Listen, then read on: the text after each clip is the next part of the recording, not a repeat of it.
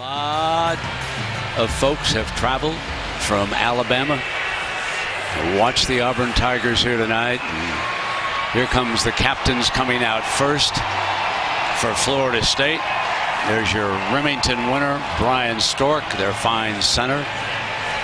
Marcus Joyner, I believe, is coming out along with him. And then the rest of the team will come out of that tunnel. Very special treat tonight. Renegade is here. And Renegade is on the field right now with Chief Osceola up and this flaming spear that became such a great tradition back in Tallahassee. I can remember those night games on a Saturday night with Bobby Bowden as a coach and all those great players. And oh man, I'm going to tell you, what a tingle. They used to turn the lights off. They don't do that anymore for that ceremony. The team will come out now, and Renegade is going to lead them down. And of course, Auburn and Gus Malzahn are waiting on the other side. Teams have been waiting 30 days, and now these precious last few seconds are probably the toughest to take this field. Not ready? 10 seconds. 10 seconds.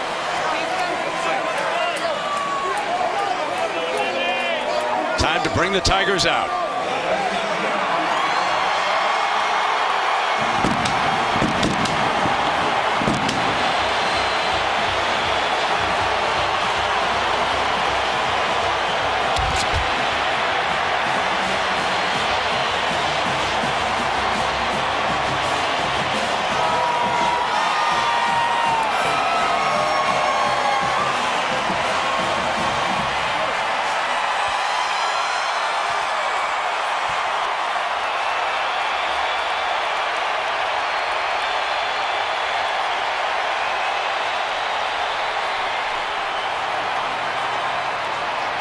Now the Noles file out of their locker room.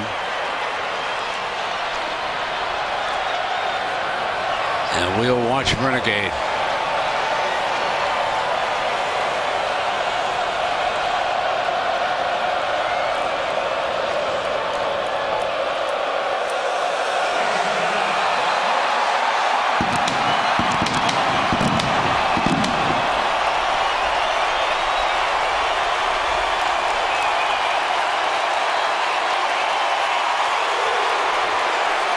Planted the spear, Herbie.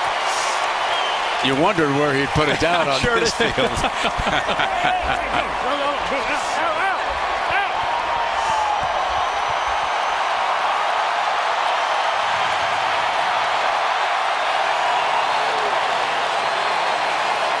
Noles run into the end zone, of course, and salute their fans who are off to the broadcast booth's left. And then both teams are going to line up for the playing of our national anthem here tonight.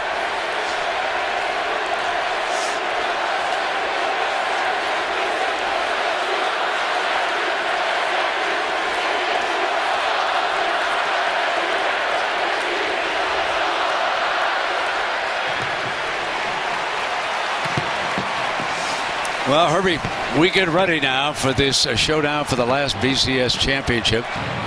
There's Bobby Bowden. He's the honorary captain of the Florida State Seminoles tonight. On the other side, the great Bo Jackson, honorary captain of Auburn. John O'Neill of the Big Ten is our referee. And let's go down now for the coin toss. Okay, guys, introduce yourselves.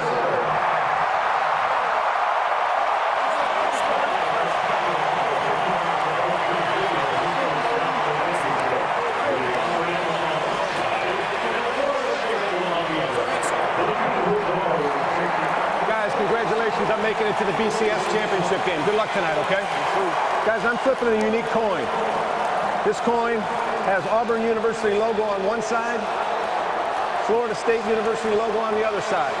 When this coin comes to rest on the ground, whichever school's logo is face up, you've won the toss, okay? Here we go. Florida State, you've won the toss. Florida State has won the toss. Defer their choice to the second half. Auburn, you'll take the ball. Which way do you want to kick? That way. Turn your back that way. And let's go to Heather Cox with Jimbo Fisher. Brent, thanks so much, Jimbo. Your quarterback, Jameis Winston, has showed poise beyond his years. He is a redshirt freshman playing on the biggest stage. What was your advice to him tonight? Just manage the game. Take the little crumbs that are there and make good decisions with the ball. You got playmakers around. The big things will open up.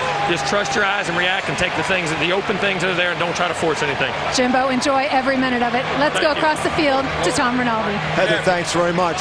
Your first meeting with this team, Gus, you told them they'd have the greatest turnaround in college football. What did you see then that made this night possible? Well, they believe. They worked hard. They got us here, and now we need to play our best game. Good luck to you, Gus. Thank you. Brent? Thank you, Tom. Florida State deferring, so they'll have the first possession of our second half, and we will get to take a look here early at Nick Marshall and the Auburn attack.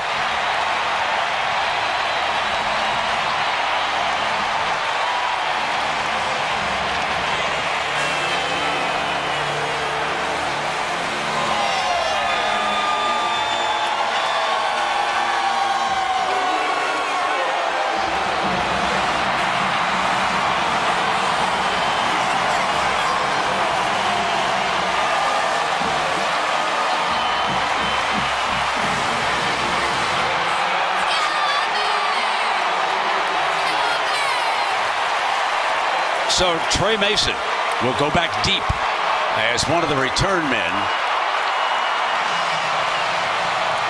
Quan Bray, one of the wide receivers, is also back there with him, and the Lou Groza Award winner, Roberto Aguayo of Florida State, puts the ball on the tee as the smoke clears, and we get ready.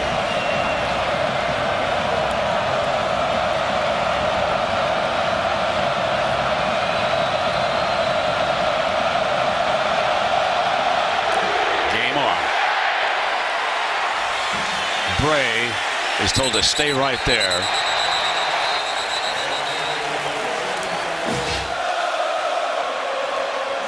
And here we go in the BCS championship. Marshall with the read option hands it to Mason on the first down, and they gash a big hole against the nose. So on the first play of this game, Auburn does answer the question, Herbie, are they going to be able to move it? And here comes that no huddle, hurry up look.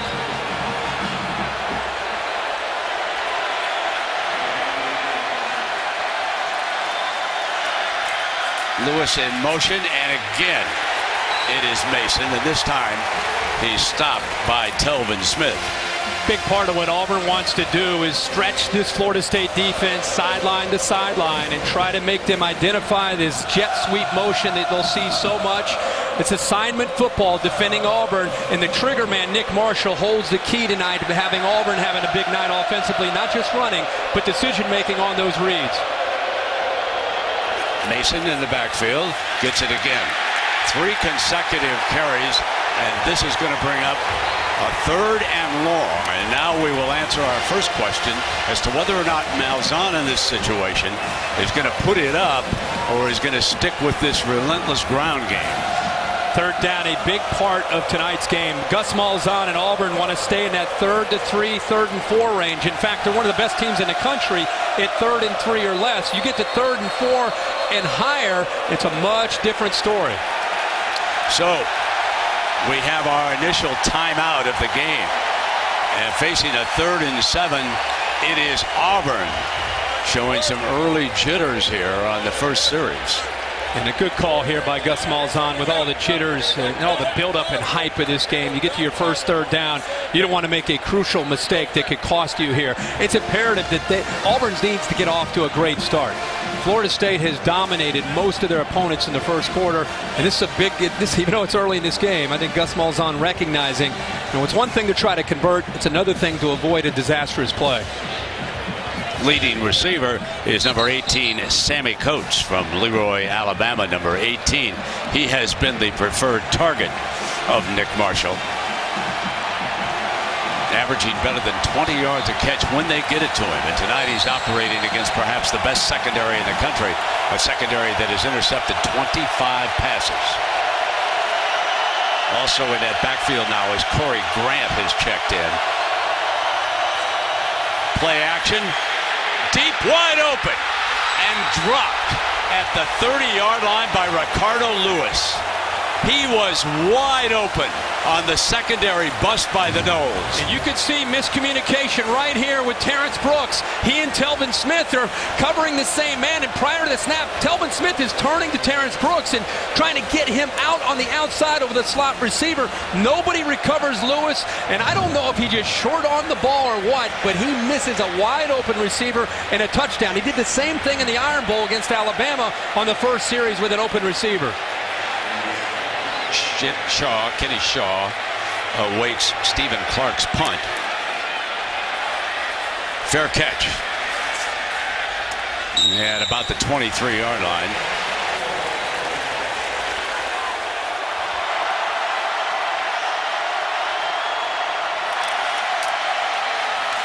Dante Freeman busts to daylight to the 45-yard line on their first possession. 22 yards for Devontae. Watch Trey Jackson, 54, climb up to the linebacker on McKenzie. Does a great job there as far as climbing up to that second level. Florida State's confident in their offensive line and what they can do running the football against an undersized front seven from Auburn. Jameis snaps off his first pass to Green for still another first down, and they barge into Auburn territory. Chris Davis making the stop. Chris Davis going soft in coverage, and Jameis Winston recognizing that the fact Davis in his back pedal loses his footing. This is something they've got to be able to defend underneath with Kenny Shaw and also Rashad Green. In space, they're very, very dangerous. The Noles empty the backfield. Jimbo Fisher calling the plays.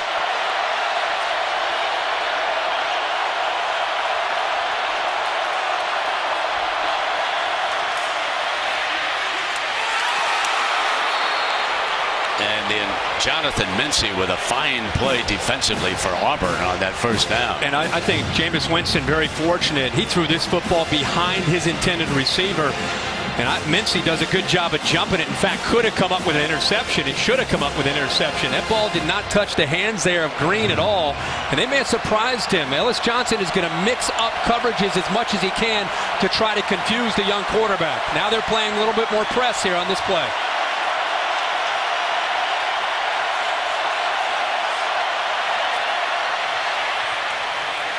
Shaw, and Shaw is short of the 40. That's a loss, and Jermaine Whitehead with a fine stop for Auburn. Very clear that Ellis Johnson and Auburn, they want to try to mix things up, and you have to do anything you can to disrupt the timing of Winston and this talented group of wide receivers. When you pressure him and blitz him, he's been effective this year, so you cannot show what you're going to do and tip your hand. You've got to show one thing, disguise, and get into another. They've got to do a good job of trying to confuse him, see if he can put the ball into coverage. Wilder is the running back right to Winston's left. They show blitz, and there's a penalty flag on it. I think the right guard may have moved there, Brent. Full start. Offense number 54. Five-yard penalty, still third down. That's who it was, Herbie. Trey Jackson.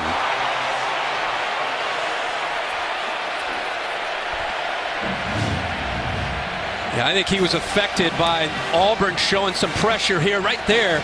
I think he starts to get a little bit nervous because he knows what's coming there. And again, going back to what Ellis Johnson wants to do, disguise things, show press, try to get not only Jameis Winston off balance, but also that offensive line. 3rd and 16 with O'Leary on the field. A dangerous receiver. He stays in the block, however, and Winston throws downfield wide open. Is Green and out of bounds. First down as the defensive back appeared to go down on the play. Yeah, not the same defensive back dropped, and it was Chris Davis. Good job by Florida State here on 3rd down. This is a big question. Could they protect Winston?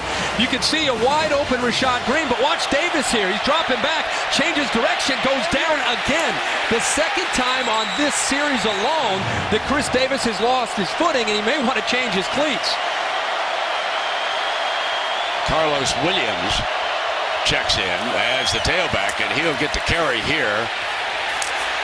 Breaks that first tackle And he is down at about the 16-yard line, so this will be second down. This is where you get into the red zone. Florida State, #1 in the country. The 97% effective in the red zone and third in the nation, converting 79% getting touchdowns. The reason they're so good is the decision-making from Winston, but he's got some great targets. #1 who'll be up at the top of your screen, Kelvin Benjamin. If they leave him one-on-one, he's actually going to be at the slot up at the top.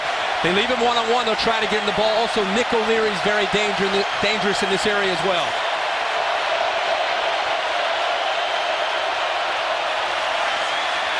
Winston, end zone, a little too high that time. And it will be third down. Chris Davis with coverage in the end zone that time. But Winston threw it high, and he tends to throw it high. Remember what we told you about Benjamin, folks. He is 6'6". That is the target, and sometimes you think in watching Winston that he thinks Benjamin is always the receiver. And when you double, if this on this third down, if they have a corner and a safety over the top to take away Benjamin as a threat, if they do that, obviously the receivers on the other side have got to make a play, or it can open things up into the interior of that defense. Freeman is in as the running back. He slips out as a safety valve. Winston keeps it, nowhere to go. Fourth down, and Auburn forces Florida State to settle for a field goal attempt. And that was a heck of a play by Nosa Igwe. And Dee Ford and Carl Lawson, these guys on the outside have got to be factors tonight in making Winston step up. I think he was confused here because they showed pressure again, going back to mixing it up. They showed pressure, and then the linebacker, Chris Frost, dropped right at the snap, took away one of his underneath routes. He had no one to throw the ball to. Aguayo, 19 of 20, make it 20 of 21 on the year. The Lou Groza Award winner puts the Noles up 3-0. And Trey Mason goes back deep again with Bray. Let's check that now. Chris Davis has come in as a return man. So Chris Davis is a hero that everyone in Auburn certainly remembers. The young man who ran 109 yards with a missed field goal against Alabama. This is Bray. Bray will come out. 10 and stumbles down at the 21. We go back to that last play that they missed on the home run. It was out of a timeout, a quick huddle. Florida State, look at Florida State's defense. This is part of defending Auburn, is getting on the same page. They were confused not just by the play action, but really by the alignment and the quick huddle by Gus Malzahn. He disguised it and hit it from the sideline. They came onto the field late. They huddled quickly. Florida State was trying to communicate. That is the game within the game tonight between Jeremy Pruitt, the defensive coordinator from Florida State, and Gus Malzahn and Nick Marshall in this Auburn offense. So from the 22-yard line, the toss play to Mason, trying to get the edge. And Mason out to the 30-yard line. Brooks with the stop. One thing is sure, Herbie, I think you agree with this. Auburn is the best team Florida State has played this year. Yeah. I mean, we could talk about Clemson on the road in Death Valley, but they dismantled them that night. And I think this game now, because of what Auburn can do on offense and how they can attack you in so many different ways, I would agree with that.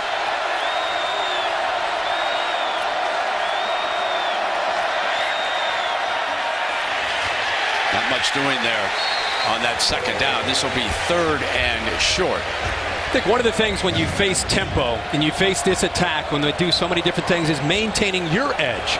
The personality of Florida State is being aggressive, blitzing. You can't get on your heels because of the tempo. You've got to take the fight to them and not let them dictate things to you. So many of their opponents in the SEC this year got on their heels. That's what Florida State's trying to avoid tonight, maintaining that aggressiveness. Again, Mason battling for the first down.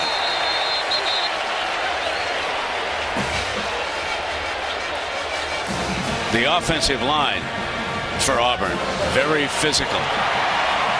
Robinson is the left tackle. He'll play Sunday football. Watch that line. Telvin Smith actually slips through, but that defensive line led by Goldman that time came up with a play, but give Auburn credit, just enough there to pick up the first down, and here comes the tempo.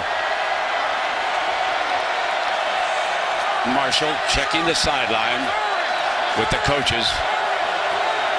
has the change delivered to the offensive line.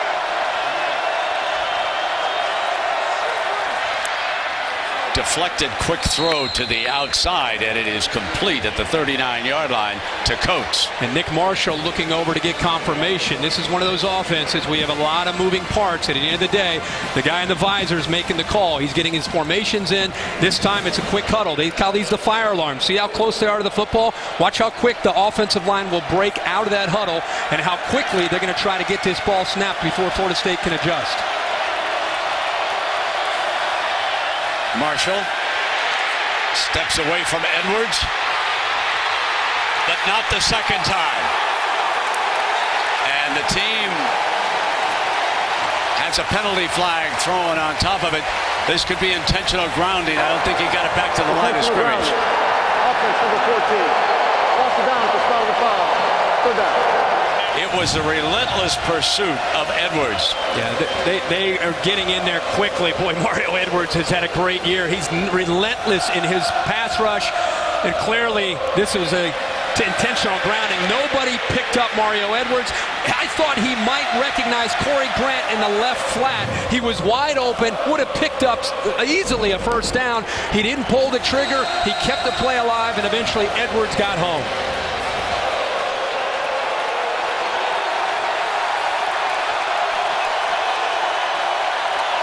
Third and 14 as a result of that penalty. Straight down the middle, grab for a first down at the 45 of Florida State by freshman Marcus Davis from Delray Beach, Florida. Wow, he does an excellent job here of getting separation from Nate Andrews, who is playing middle linebacker. He throws that football with such a nice touch, but at the same time with enough velocity to squeeze it in there. What a throw. Big conversion. Mason.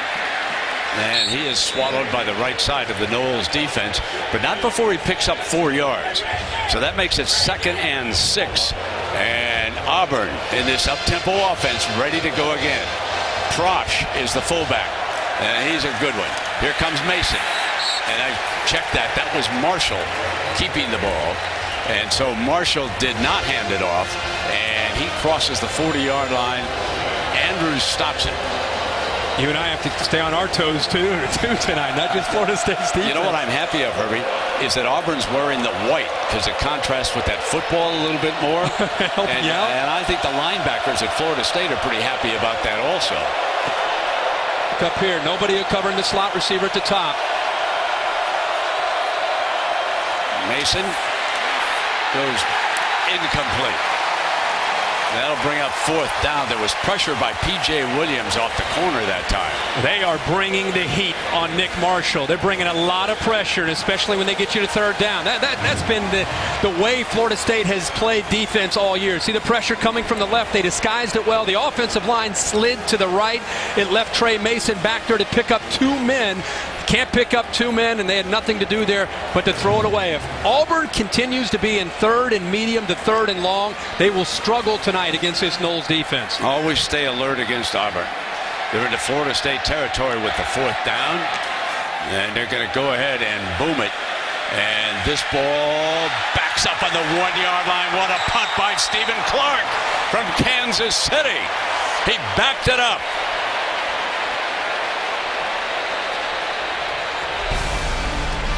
Now watch this.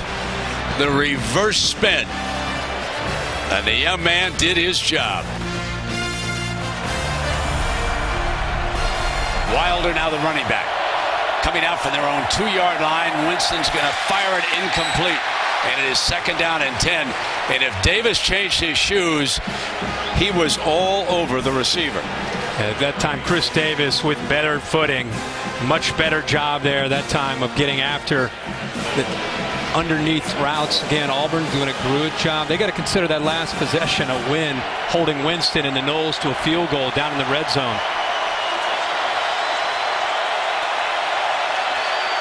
With the noise down there, Winston has moved up under center. Takes a direct snap, and Wilder is stuffed by the middle of Auburn's defense. This brings up 3rd and long, and it's danger time. Look at the linebackers attacking downhill. This is what they've got to be able to do, not let the guards and the center climb up to the second level. Obviously pinned back into their own territory.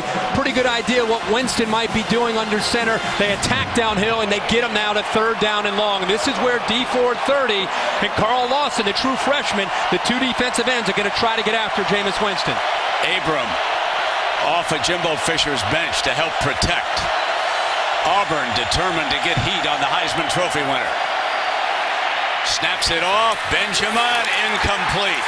It's 3 and out, and Mincy with coverage on the 6'6" Benjamin. The best thing that Mincy does here is he has eyes on the football. He's anticipating. He bails from his press coverage. Look at his eyes. He's from the word go.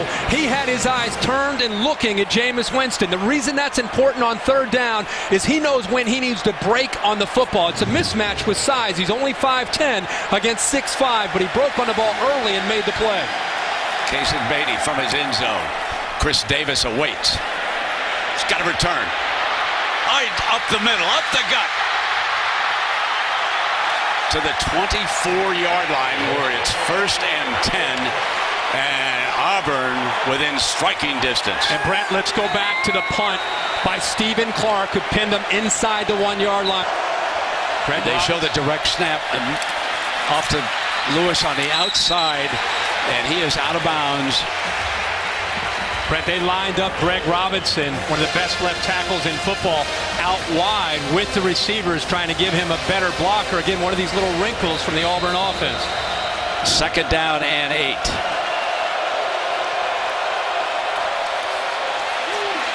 Mason dancing to the 19-yard line, and Brooks again. That battle up front is getting physical. Mario Edwards that time went right through Greg Robinson, just ran him over, trying to set the tone for the Noles. But this is where Auburn and Gus Malzahn, this is where they want to be. It's still 3rd and 5, but it gives them the option of running what they like to do in their run game, but also possibility of the play action. It makes Florida State have to think about that.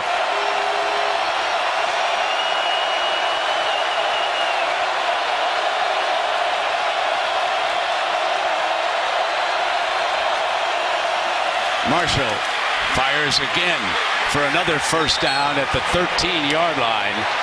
Uzomah makes his first catch of the game. C.J. Uzomah. Bringing pressure on the inside, and Telvin Smith is soft enough on 3rd down. An easy throw, get it out quick, right over top of the blitz, and Telvin Smith deep enough that makes that throw much easier for Marshall. There is a big surprise in this game.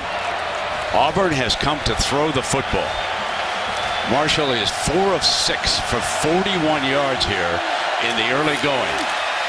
Now he keeps it. Broke the first tackle and still going to about the 12-yard line. Marshall, of course, an outstanding athlete if you go back to his days at Georgia as a defensive back, and then, of course, got into some trouble, so he was kicked off the team, went to a junior college back in Kansas. Gus Malzahn came as the head coach, and he was looking for someone like Cam Newton to run this attack. And the young man had paid his dues and was doing well. He brought him on board, and here he is tonight with a 2nd down and 9.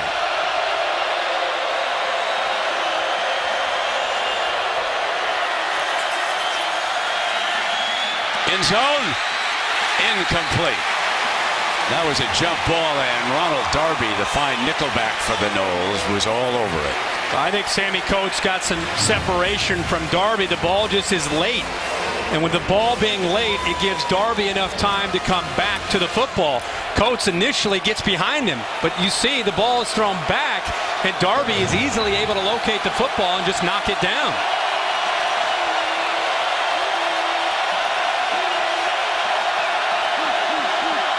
Malzahn calling the play after seeing the personnel and what Florida State had on the field.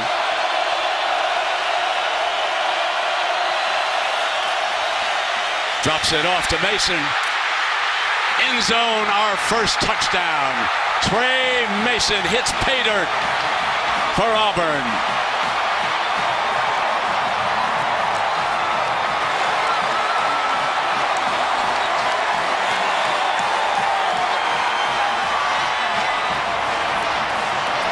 They will show 2.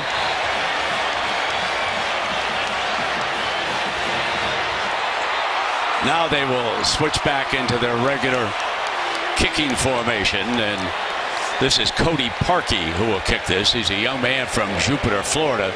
Broke all the high school records down in that town, not far from West Palm Beach. And Parkey nails the extra point. It was 3rd and 9, Herbie. Yeah, and they capitalize on Florida State. Telvin Smith in the middle of the screen goes over to the right with Jay Prosh. It left nobody back to the left. 3rd down. Again, a bust here by Florida State, but this time Nick Marshall and Auburn able to take advantage of it and get the ball into the end zone.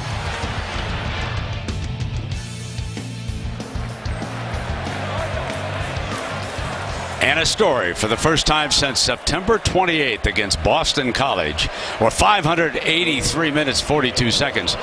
Florida State trails. That's right, they went 9.5 games. They actually caught the Eagles at the very end of the first half in that game with a long pass to Shaw from Jameis Winston. So one thing that Auburn said they were going to do, we're going to hit the Noles in the mouth and we're going to see how they respond. And here we are. Whitfield going to take a knee, and it'll be up to Jameis Winston and the attack from the 25. Yeah, this is a very big drive for Winston and Jimbo Fisher, maintaining their poise and their patience with their play calling. You know, you go back to what Nick Marshall and Auburn is doing. You said they're throwing a little bit more than we expect. I think what they've adjusted and Gus Malzahn has adjusted to is Jeremy Pruitt's defense selling out against that powerful running game that they had those last 2 or 3 weeks of the season, leaving themselves one-on-one in coverage, and Auburn's going to have to execute in their pass game tonight. They knew that coming in. Freeman is the running back alongside Jameis. Freeman was able to battle through that first defender. Gabe Wright was there along with Ladarius Owens, and this defensive front starting to get a little pressure. The equalizer for Auburn in tonight's game has got to be the defensive line, because Florida State can run the football so well, they can throw the ball so well. If you'd like to keep 2 safeties back in coverage, it means your defensive line and linebackers have to hold up against the run, and you need penetration like that from Gabe Wright. And here comes Winston on an option, and he is brought down by Casanova McKenzie. It's interesting that O'Leary, the tight end for the Noles, has improved so much as a blocker. They actually had him take on Ford, the outstanding defensive end that time, and he did a good job. 3rd down now and 2. Brent, watching from here, it still feels that Florida State is adjusting to the speed and the execution of this Auburn defensive front. They're still trying to figure out what Ellis Johnson is doing with the front and with the coverage.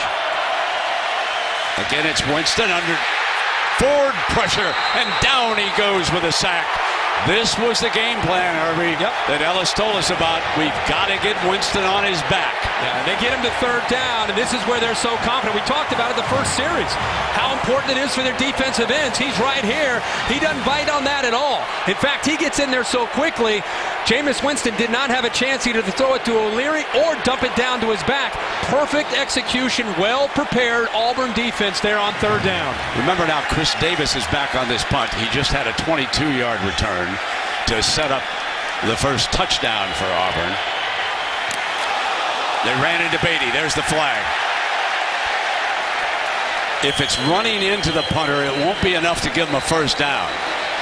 But if it's a personal foul, it'll be automatic. Personal foul. Yeah. Roughing the kicker. Defense from the 23. 15 yards from the previous spot. Automatic 1st down. That was young Jonathan Ford being talked to by the coaches. He will rough the punter here and commit the personal foul. You can take a look at it. Comes right there. Comes right up the middle, Brent. Tries to put his right hand there, tries to hit his spot, but he runs right into him and roughs him. And this, it'd be interesting to see how this drive finishes. But an error like that, with the momentum clearly favoring Auburn, now you give the Heisman Trophy winning quarterback in Florida State another chance to continue this drive. Jimbo Fisher's going to have to adjust some things because Jameis has gone down on 2 third-down sacks. Williams, slips out of the backfield. Here with the reception, and he was nailed by Thurisi. I mean, I'm telling you, Robinson, Thurisi, this is a different kind of team than what Florida State faced in the ACC. There is no doubt about this. It's just so much more athletic, of course. But I think, what do you do if you're Jimbo Fisher? Is you've got to challenge your offensive line. You can call any play you want, but if you're losing the battle in the trenches to a better defensive line and a defensive line that's more athletic and getting penetration, it doesn't really matter whether you run or whether you throw. The offensive line ultimately has to take this game over for Winston. And he'll run into a gap, and the linebackers close quickly. Chris Frost bringing him down, number 17. You also have an Auburn defense that's had to hear for 30 days how inept they've been this year, how they've been the Achilles heel, how they've been the weakness. It's amazing in these BCS years what we've seen with teams that hear for 30 or 40 days, how they've been that weakness and how it motivates them collectively. In the early going, this Auburn defense is playing with a major chip on its shoulder. Jimbo searching as we come to the end of the first quarter. Auburn leading Florida State 7-3. We open the second quarter with a third down for Florida State, and they need 9 yards.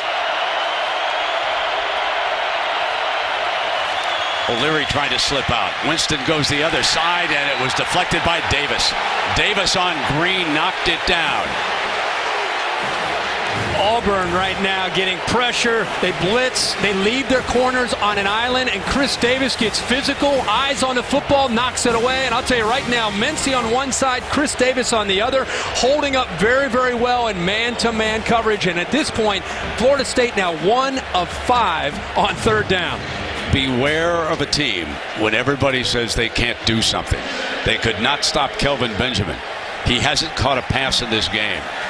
Davis is back deep on this 4th and 9 punt again. And remember, they roughed the punter the last time, and that gave Florida State a fresh set of downs, and Jameis Winston unable to do anything with it. So from behind Beatty, Davis is now standing back on the Auburn 17-yard line. So they're going to flip field position after that penalty, if nothing else. Booms hit high. Fair catch by Davis at the 15-yard line. And that's where Auburn will go to work. Offensive coordinator for Gus Malzahn is Rhett Lashley. Lashley's a story. He was a quarterback in high school. And if you think that Gus Malzahn only runs, think again. Lashley threw 71 passes in 2 games for him. Now, notice how they separate on the sideline. That's a story. Gus likes to get closer to the line of scrimmage. Lashley likes to watch the safeties. That's how they set up. First down and 10. Breaking free is Mason. And he wants a penalty, Herbie. I think the ball came out there as he went down, and he's saying he was down. He breaks free, and this is what Auburn wants to be able to do. Boy, it's going to be very close. I'm sure they're going to take another look at that, Brent. As he goes down, the ball comes out. It looks like his backside is, in fact, down. Best run of the night. Yeah, and when you get Mason going up the middle, remember 304 yards rushing against Missouri in the SEC championship game, but when you get him established up the middle, boy, it can do so many different things. Getting the ball out to the edge with the option attack, setting up play action, because it affects the linebackers and the safeties having to respect the inside of that inside run. Reese Dismukes is the ringleader of this offensive line. He's an outstanding center. He brings Marshall up to the line, and they pitch it to the outside, and nothing doing as Corey Grant was taken down by Brooks. And Florida State was determined coming into this game. They might give up some plays up the middle, but they do not want to give up plays to the outside. They don't want to get outflanked. Nice job by Brooks being in position and then making the open play in space. And now there is a penalty flag. After the play was over, unsportsmanlike conduct, 20, defense, 15 yards from the end of the line, automatic first down. That's LaMarcus Joyner, one of their leaders. And Brent, he took a wide receiver from Auburn all the way to the sideline, and he's a leader. He's got to be very careful. Look at the top, right in here in the middle. He starts to take a swing there. They're out of bounds. A little bit of a push, a little bit of a flop by Reed, but I think it may have been called even before Reed went down there towards the end. Corey Grant stays in. They sometimes motion him, as they do here.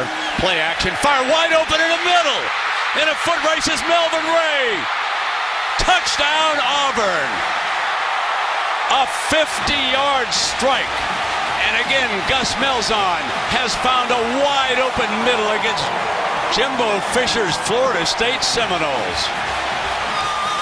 The linebackers are getting lulled to sleep with all the different looks and the quick huddles, and all of a sudden you have a new back in Corey Grant in, and they've been hearing about it for 30 days. Okay, when 20 comes in, you got to expect a jet sweep. Look for the jet sweep.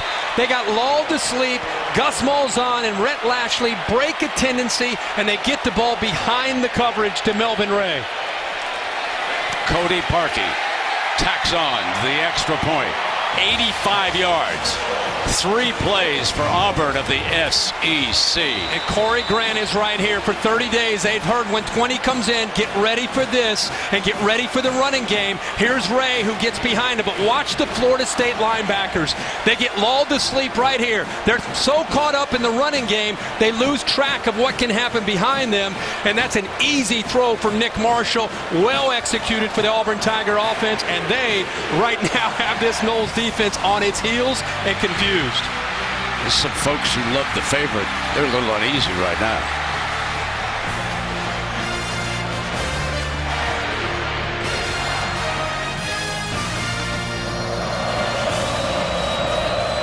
Whitfield is back deep.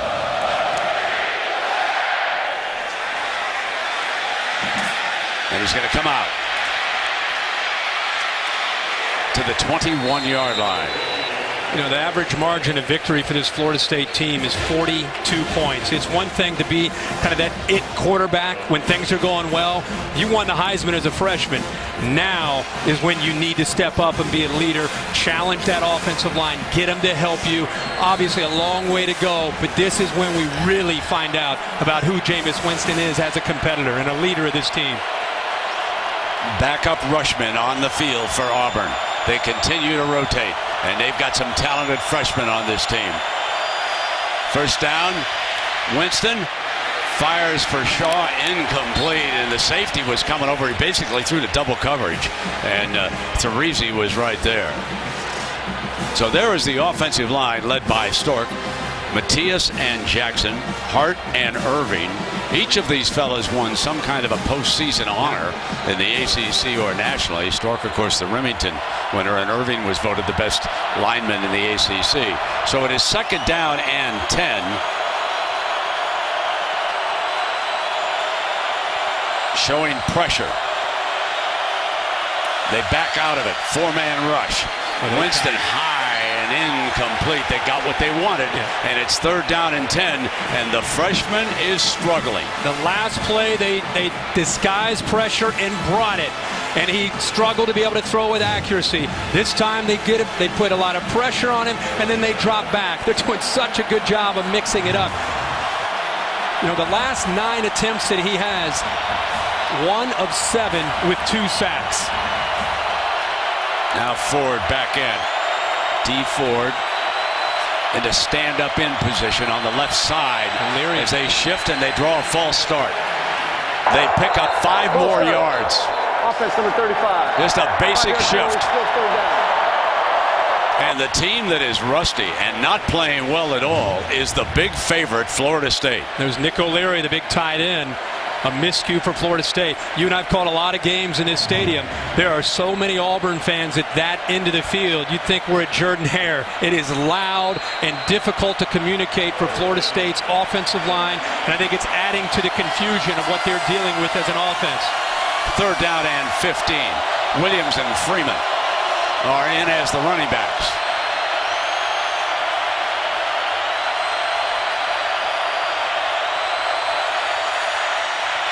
Going to run Freeman on a sweep. Big hole, but he's down short of the first down at the 26-yard line. Ryan White, a senior safety from Pasadena. Tallahassee. Cannot say it enough what a job Ellis Johnson and this defense have done with the scheme that they've brought into the game. Very, very aggressive with the way they're playing. The talented group of wide receivers, so far a non-factor in this game. It's easy to point the finger to Jameis Winston, but his teammates up front with the offensive line and the receivers also being challenged by this Auburn defense. So Auburn came in with the intent to make Florida State play in the fourth quarter. That might happen. They said the Florida State thinks this game is a three-quarter game. We're going to make them play the entire distance. And they're delivering a message here early with a 14-3 lead. And now it is 1st and 10 for the Tigers, who are growling here in Pasadena. Mason back in as the running back. Marshall keeps it, and Edwards hits him immediately for a loss. Edwards beat his man, read it perfectly. And the defensive ends against this offensive attack have to deal with so much, whether you're being read in this case, or you got a guard pulling around, or you have an H-back that might seal you. Great job of coming down and attacking the quarterback that time by the big sophomore Mario Edwards. Marshall is 6 of 9 throwing so far for over 100 yards. Prosh is his tough fullback off to the left. Draw play with Mason. Right side. Daylight. Midfield. First down, Auburn. Just not used to seeing Florida State missing tackles in the open field. A good block. How about these receivers, the way they block downfield? Sammy Coates, great effort that time on P.J. Williams, but a missed tackle by the freshman Jalen Ramsey gave him the first. Ready to go again. Marshall keeps it. He finds a crease behind the right side of his offensive line. A good first down run. Jalen Ramsey, the freshman, forced to make the stop. Auburn is dominating at both ends, offensively and defensively in this game. You would think they are the double-digit favorite in this game and not Florida State.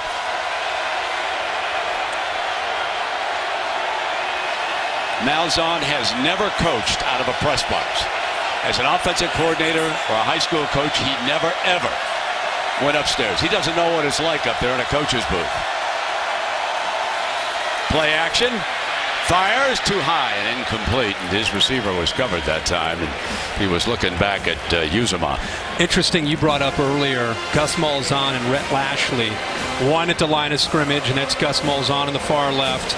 I guess Beyonce is getting involved here with Jay-Z on this call.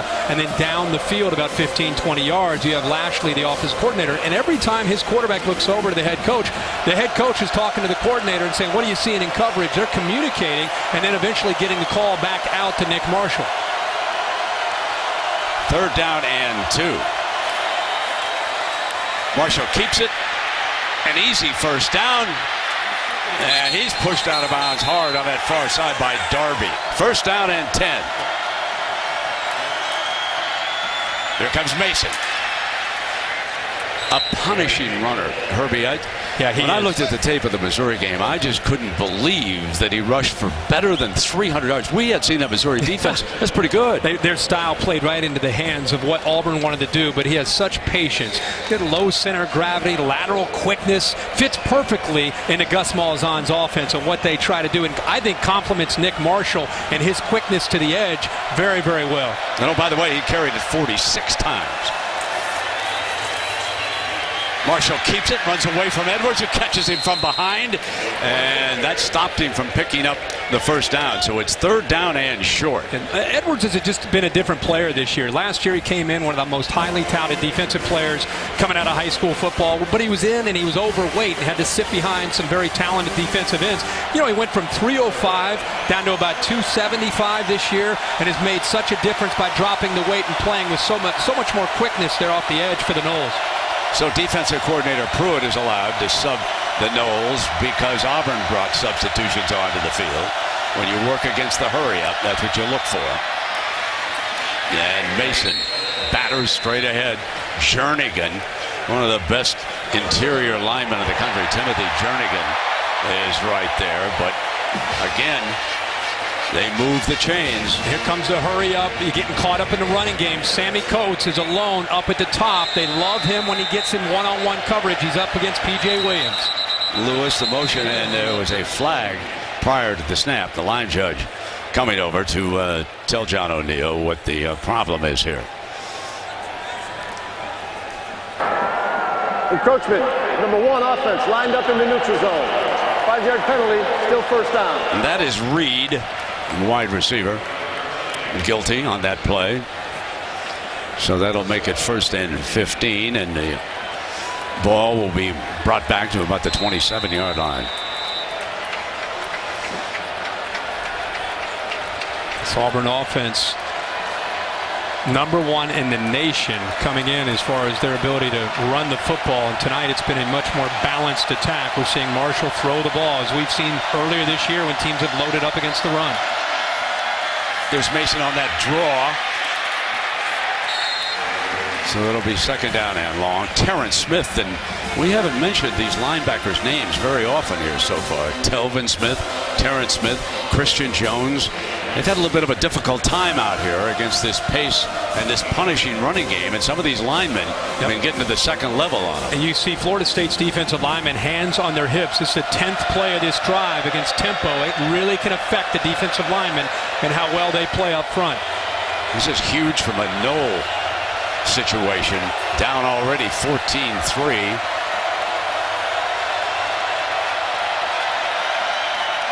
Marshall, far side, incomplete, and this will be 3rd down and long. They are within field goal range.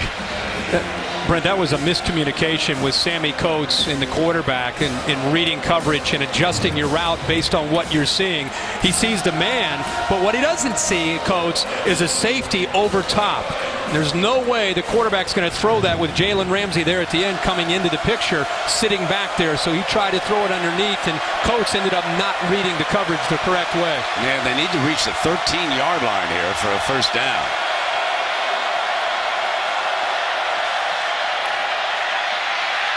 Marshall runs away from the pressure on the move. Now he's got to keep it. He knew he was across that scrimmage line, and this will set up a field goal attempt. And so here comes Cody Parkey. This time they hit him actually with a big play through the middle of the defense against cover 2. That time Nate Andrews took it away. Remember, Auburn hit a big throw there. They forced Marshall to try to come up with a scramble to try to have to pick up the 1st down. Good pressure by Jones, and eventually they force him out of bounds. There was hesitation on that far side. You don't think he would attempt a fake here, do you?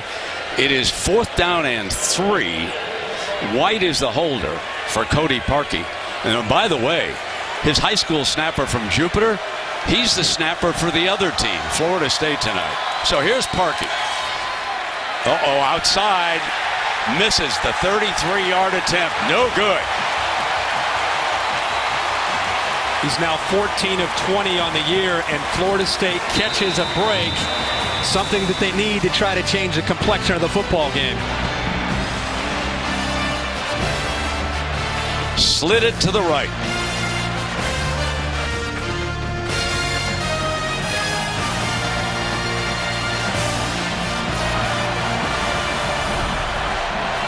Devontae Freeman is the Florida State.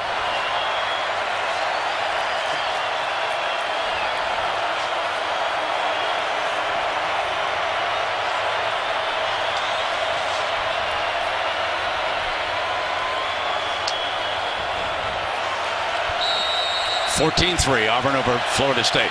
The Noles have been held to 78 yards here in the 1st half. Freeman with the handoff on 1st down, trying to make it match. Jimbo Fisher is searching for anything, Herbie, to get a long touchdown drive here. And I think the thing that we've talked about from the first time they had the ball is a combination of Ellis Johnson calling a great game defensively for Auburn, and Auburn's defensive line, and the confusion whipping the Noles up front in the trenches. Here they are again, moving late. In trouble. Fumble. Loose ball. Battle for it. Auburn says they've got it, and they do. Winston turns it over. It's a meltdown by the #1 team in the country. Forced that fumble that time was Ben Bradley and Angelo Blackson were on the field. backups. We just talked about how they're getting beat up front, Brent, and because of the confusion. Both guys involved there, the ball clearly out, recovered there by the linebacker, Anthony Swain, who was coming on the blitz. But as we were talking there, I was talking about the late movement by the defensive line and linebackers, again, affecting the continuity and the chemistry and the communication with that Florida State offensive line. First down and 10.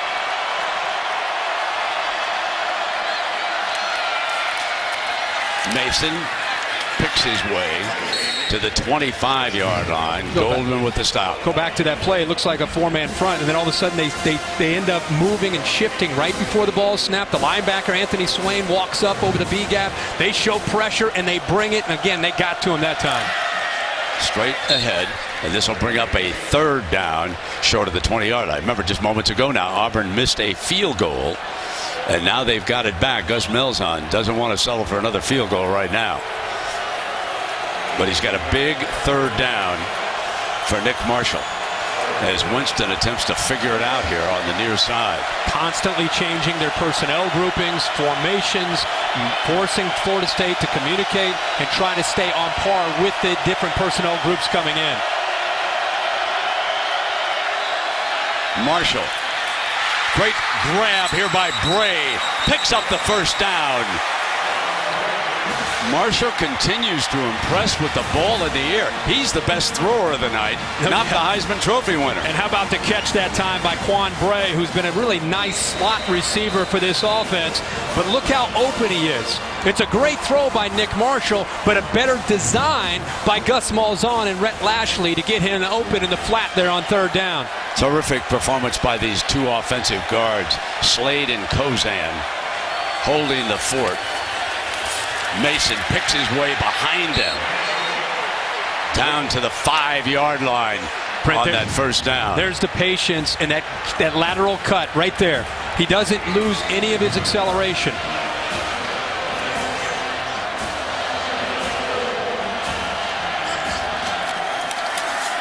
Coming back with the quarterback, and he crosses the 5-yard line. So here comes your third down. When Marshall and Auburn, if they have had such success on 1st and 10, with this offense, if their big part of being successful is getting to 2nd and 5 and 2nd and 3, and that's where they've lived here these last few series. Confusion again for Florida State. Who to get on, who to get off. Look at him. Here comes Power. Fultz is the tight end, number 11. They're going to run away from him. No, Marshall keeps it as he did against Missouri. And he walks in. Who amongst you thought that Auburn could perhaps blow Florida State out? I don't know anybody who thought that was possible.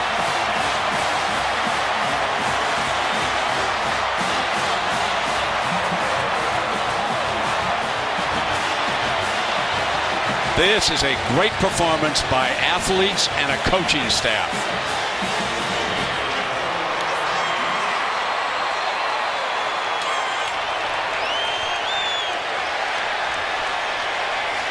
Now Parkey settles his nerves after missing that field goal. Got it right back on the Winston turnover that set this up. That's right. You got to go back to an opportunity presented by this Auburn defense. They've been playing well all night. They got pressure. They brought it late. Jameis Winston, that offensive line, confused. Winston trying to make something happen. The ball comes out. That Tiger defense is all over it. And then it sets up Nick Marshall in this offense. And you get so concerned with the interior run. And all he does is read it and then follow those two big H-backs to the outside and then has the speed to outrun Telvin Smith to get to the corner of the end zone, and they are up 21-3.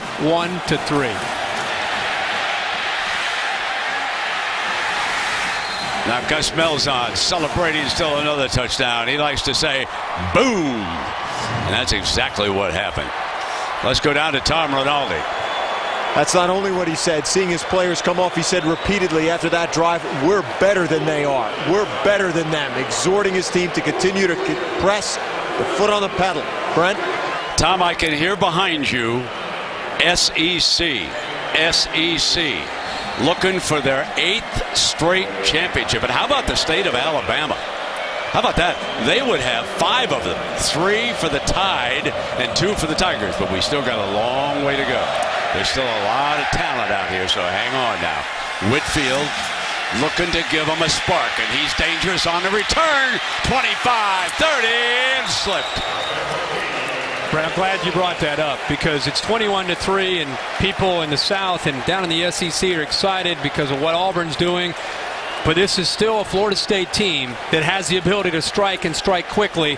But somebody, whether it's the quarterback Winston, the offensive line, they've got to come together as a group and realize there's so much football to still be played. They get the ball to start the second half, but it starts with just getting a first down and reestablishing some confidence. Most talented defensive front by far.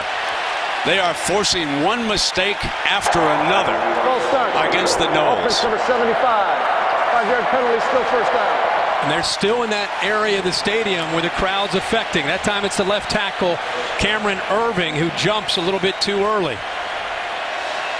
Heather Cox told us that they were tinkering with the silent count for a while. That's not working out too well.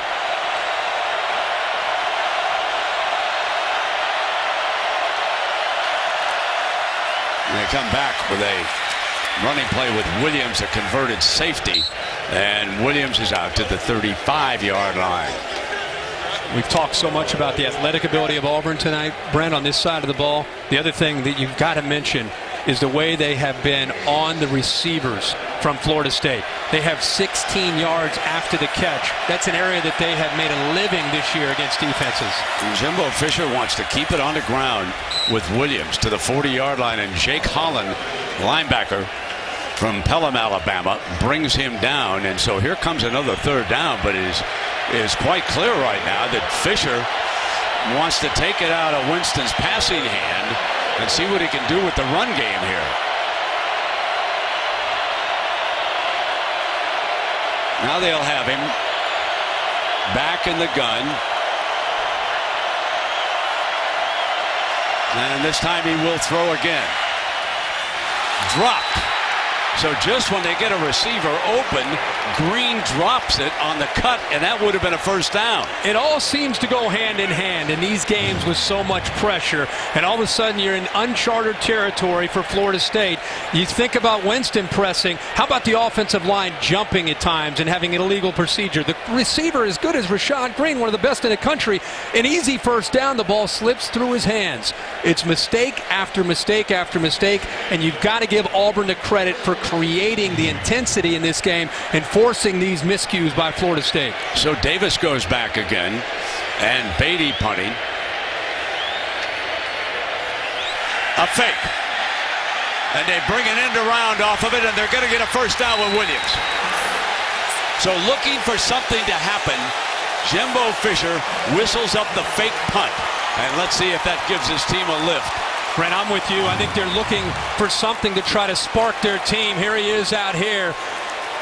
This is deep in their own territory. You imagine if this did not work out, but they catch him at the right time, and Williams has the speed to get around the corner and pick up the first down. But a gutsy call there by Jimbo Fisher. On 4th and 4. Winston now firing complete to the 47-yard line, and Rashad Green holds on that time. And Brent, I love that he went right back to Rashad Green. He just dropped a big third down. This guy's been making plays for you all year. They give him a chance on the almost exact same route, and this time with better coverage, Green holds on to the football. O'Leary off the sideline.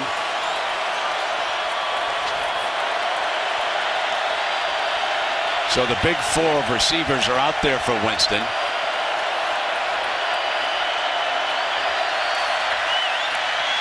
It's a run play all the way. And he picks up the first down on that second down before Swain and wrestle the quarterback down. This is something they've not shown a lot of, is just a quarterback run from Winston. What you have with Freeman there leading the way, picks up the easy, is an extra blocker and one more man for the Auburn defense to have to account for. They're a man short. Good call there, and they pick up the first down. Ball is at the Auburn 40-yard line.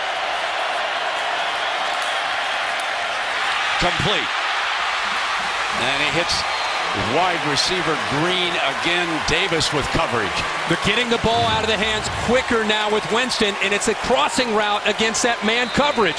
How do you combat man-to-man? You either try to go downfield with better athletes, or you have crossers or rub routes, just trying to get those defenders who are like glue tonight away from your wide receivers. A good underneath, hard underneath cut that time by Green. Ball at the 27-yard line. Running play with Freeman, and Frost stopped him. Big Nick O'Leary, Brent, your guy, who's improved so much. Kind of playing that role as an H-back, leading the way. Pretty good block there, but Chris Frost, a sophomore, lowers the boom there, reminding Freeman and the Noles that they're playing an SEC defense. Inside of a couple of minutes here in the first half. Winston in trouble. Now he throws it downfield. Deflected, incomplete. I know you were looking for a face mask, but I don't see a penalty flag out there, my friend. I'm with Chris you. Davis was back there with Ryan White. I thought he grabbed his face mask. Well, it's just a finger. A finger? I mean, he almost pulled him down with a finger. I'm shocked that they didn't give that call. It's right in front of the referee, but he still tries to keep the play alive. And I'll tell you what, Brent, because his momentum was falling backwards, he didn't have much on that ball, and it was almost intercepted there by Auburn. 3rd and 8. Florida State without a touchdown in the first half, and we're down to 143.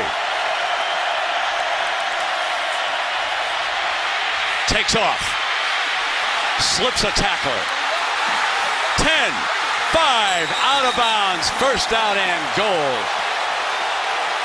Ryan White saves a touchdown on the play, but it is 1st and goal for the Noles. They brought pressure, and there's nobody left underneath in man-to-man coverage. They lost their eyes because of the man-to-man. They lost Jameis Winston with their backs turned, running with the receivers. And Winston, for a big guy, hit 6'4", about 230 pounds, making some people miss in the open field.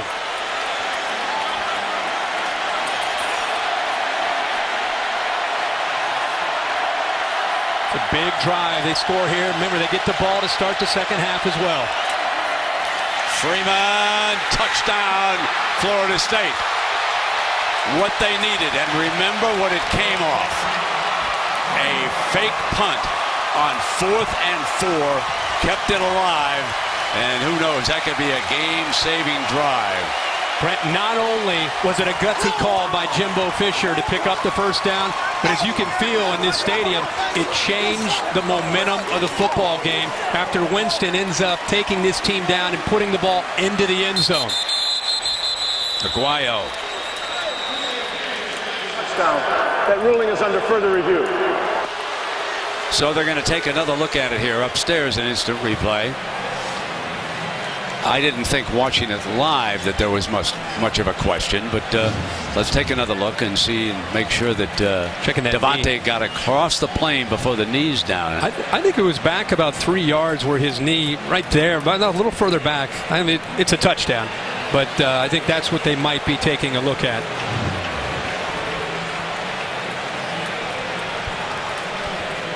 So that leaves Auburn here after the extra point with 1:28 remaining in the first half. The ruling on the previous play of touchdown is confirmed.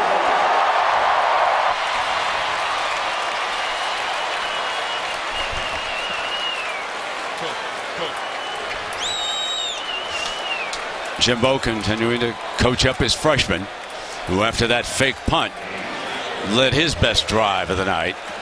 Winston 6 of 15 for 62 yards. And Aguayo tacks on the extra point.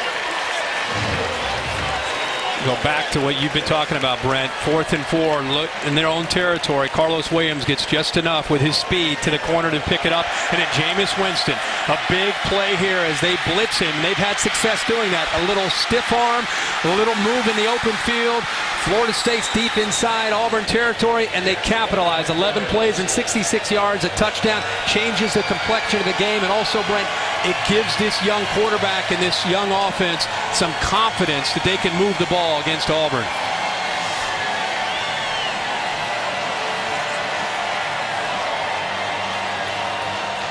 sigh of relief as much as anything. He's thinking, man, we've been scoring at will. We've been averaging 8 yards a play this year. They have had to work for every inch tonight in this first half. On this return, Grant and Bray are back deep. And Corey Grant will be the near side return man.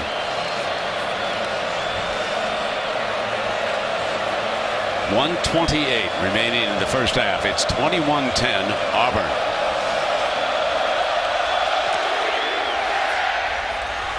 This is going to be taken by Bray at the goal line.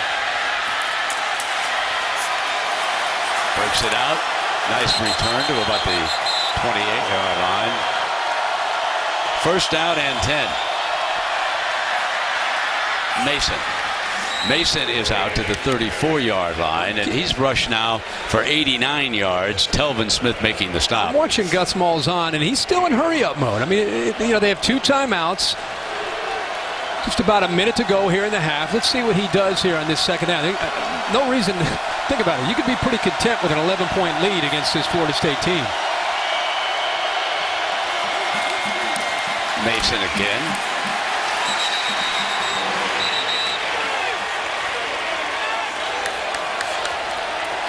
He said, make him punt. That's what the assistant coach said to Jimbo.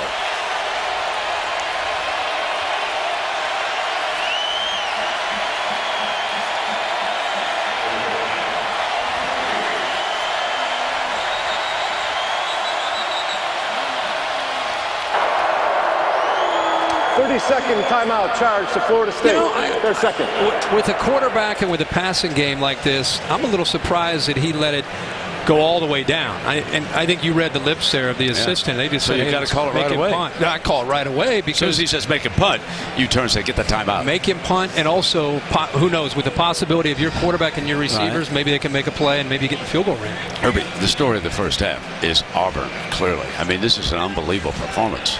You always wonder with 30 days to prepare how it can affect the teams, not just the X's and O's, but the psychological approach. Auburn came in with a chip on their shoulder. Their defense has played out of their minds. If you watched them play this year, this is the best game plan and the best they've played all year and the best intensity they've played with all year. Now, it's only a half. You and I said at 21-3, be careful. The Noles can still get back in this game. They get a touchdown, and they're going to get the ball back to start the second half. This thing is a long way from being over. And that fake punt, the call by Jimbo Fisher and the Noles coaching staff, enabled them to march down and score their only touchdown. Marshall gonna go deep, gonna go for it all. It's gonna be incomplete. So Malzahn rolled the dice here, and there are 5 seconds left. Coates was the deep receiver for Marshall. Darby was right with him with coverage, and now we have the final 5 seconds.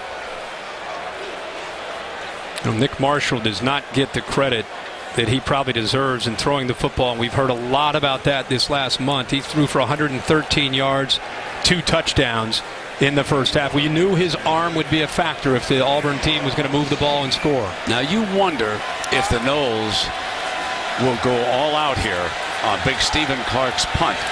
Here they come, and he gets it off. Shaw just going to let it bounce. Stay away from it.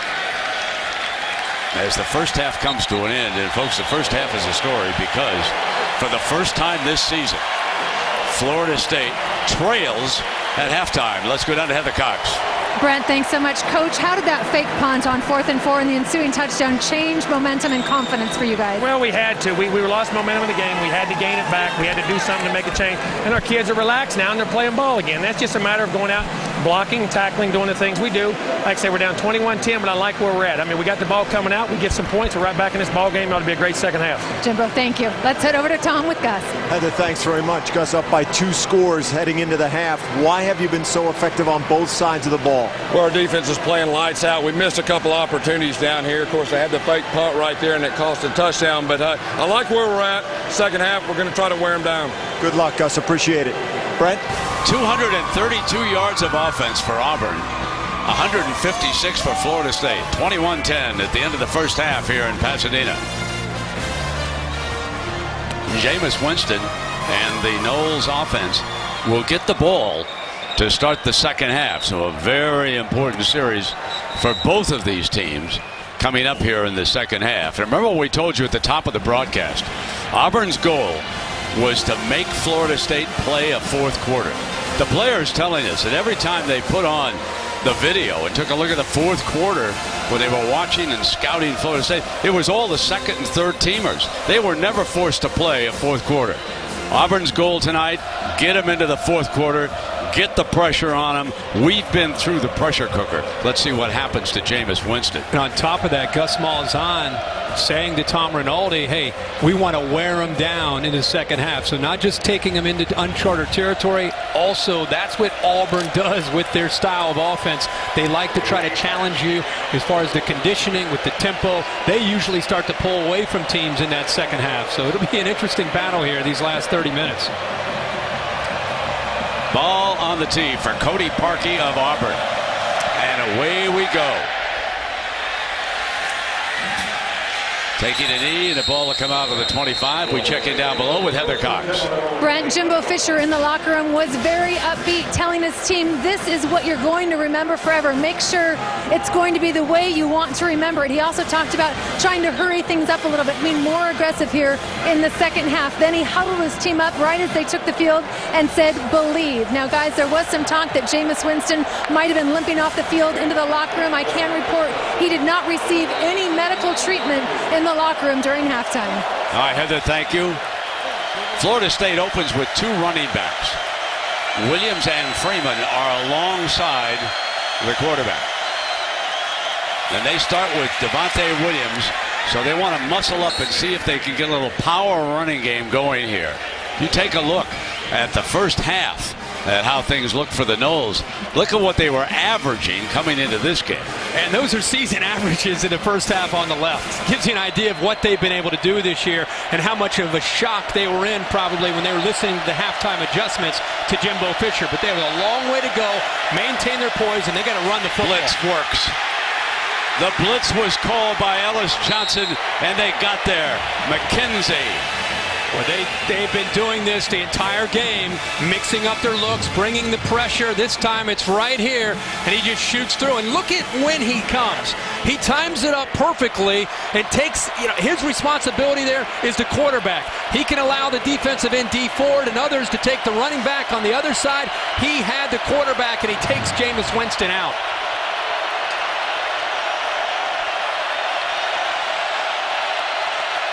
Big boy football for the Heisman Trophy winner tonight. Here he is on third down. Under pressure. Hit on the release. It's wildly incomplete. And off the first series here in the second half. Pressure being brought by Therizi, the star linebacker. And here they come again with this blitz. He comes free. They bring one more than he can handle, which means the quarterback has got to be able to make a play, get the ball out before Therizi gets to him. He does, but they're really affecting his rhythm and the confidence that he has in throwing the football. A little frustrated with his quarterback right now. Didn't expect that on the first series here. Down 11 points. Davis is back deep for this punt.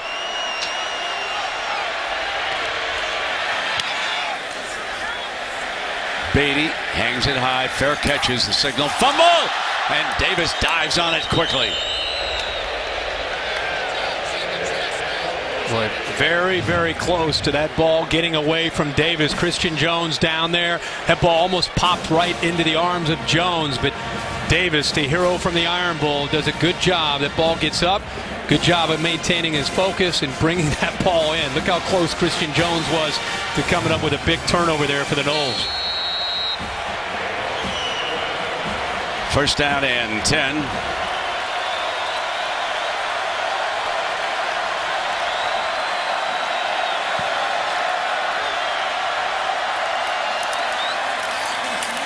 Marshall hands it off here on first down to the 40, and Telvin Smith, who did make a lot of tackles in the first half, makes another one here. Jeremy Pruitt knew coming into this game he wanted to take away the big playability of Marshall on the edges. He wanted Auburn to prove that they can run the ball with Trey Mason up into the middle, but take away the big play, the passing game, and on the perimeter run game, see if they get back to trying to do that. Needs 7 yards. Going to throw off the play action. Middle. Complete for a first down. The middle has been open all game long, and Sammy Coates exploits it again. And it's the reason, look at the linebackers. They're so caught up in the run game that it opens up one-on-one, and they come back to the middle where the vacancy is in that defense.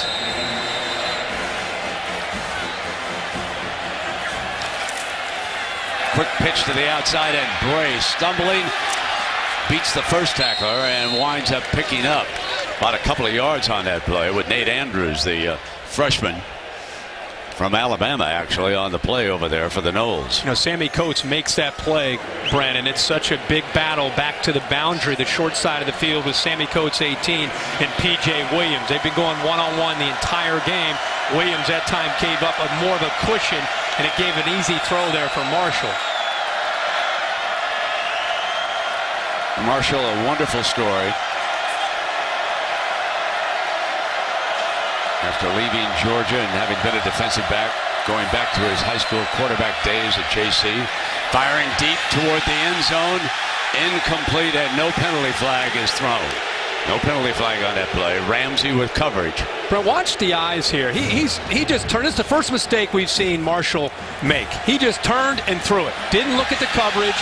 Looked off of the safety and just turned without even looking to see Jalen Ramsey and just threw the ball in the air. Ramsey just ran right in there into Sammy Coates. Cut him off, didn't he? Yeah, looked like it. That's a third down coming up now. Noles are known for defense with an odd front, and they like to bring pressure on third down. Play action, looking to go down the middle, and he's got it again. Penalty flag was thrown over on the far side around the 40, back by the line of scrimmage. It was Coates again. And a holding call against Auburn. Coates is starting to really get confident in that matchup. Offense number 73. 10 yards from the previous spot. Repeat third down. Now that's big Greg Robinson, and he's had his hands full tonight with that defensive front. And this is Mario Edwards, who's an outstanding pass rusher right here.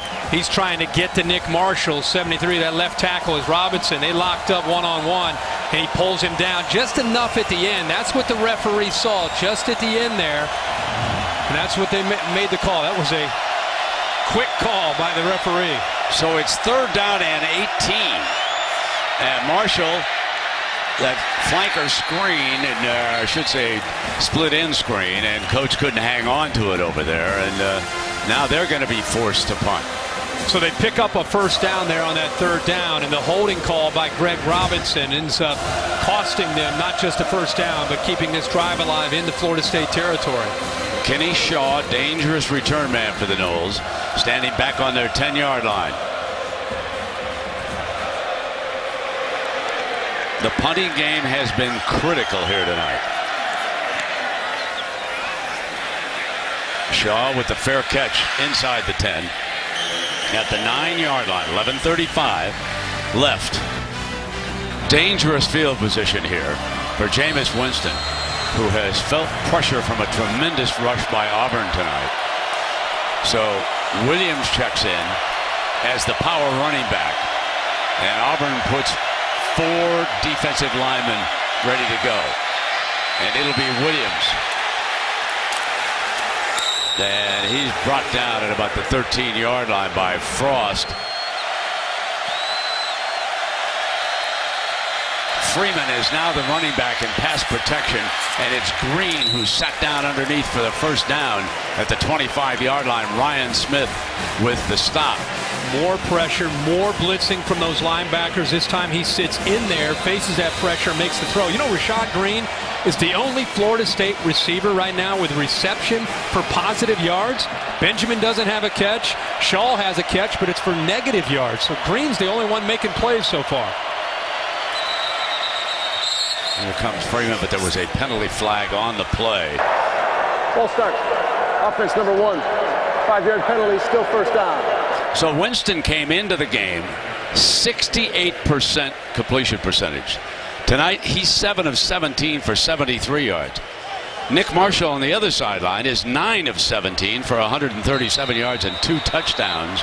And there you can see that Winston is unable to have a passing game that has done much against Auburn. And I think that's has a direct correlation to do with the offensive line struggling up front. They've got to go to running game and quick throws to get the ball out of his hands quick. Auburn rushes 4 again. It's complete, and that is Benjamin's first reception of the night. So that came here with 10 minutes left in the third quarter. Mincy with the stop. He's been all over Benjamin. Yeah, there's again, pretty good coverage there. The linebacker that time, Frost, sinks in coverage instead of blitzing, which they've done so much of. But Benjamin recognizes that, gets away from Frost, and sits in that soft spot in the zone. But there was a quick throw. Gives Winston, that way he doesn't sit back there and have to think and work and wait and wait and wait for plays to develop. Get the ball out of his hands quicker. On second down, complete. And that is Rashad Green, and he picks up a big first down. Yeah, that's what they did well at the end of the first half, where they started to get the ball out to Green a lot quicker. And here it is again. He's taking it. He's making a read there in the flat defender. You see his eyes there, making the read, not predetermining. In fact, a pump fake he thought he might go, gets the ball out of his hands much quicker these last 2 throws. I think between that, mixing in some running game, that's the answer for what they need to do to try to establish a rhythm. Abram and O'Leary check in.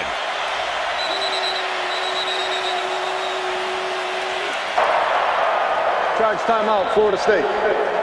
They're first. A full media timeout. Oh, it's first down and 10. Winston keeps it out to the 44-yard line with Chris Frost and McKenzie. Well, I thought he might throw the ball out in front to Benjamin to pick up some yards, but this is another view of what Auburn's been doing by disguising their pressures. They came in with a game plan to come after Jameis Winston.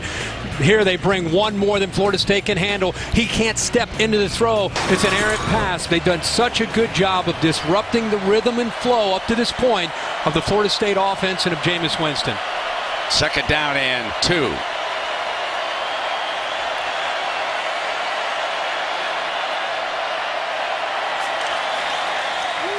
Abram gets the carry. And he bangs ahead for the first down. Powerfully built fullback, usually pass protection, but McKenzie forced to make that stop, and the chains move.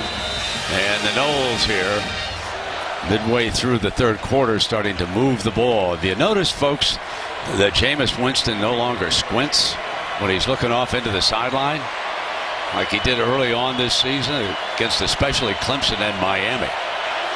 Tight coverage from these corners now from Auburn. Going to put it up on first down. Benjamin reaches and makes the grab against Mincy. Benjamin's best grab of the night, and the ball is going to be spotted at the 29.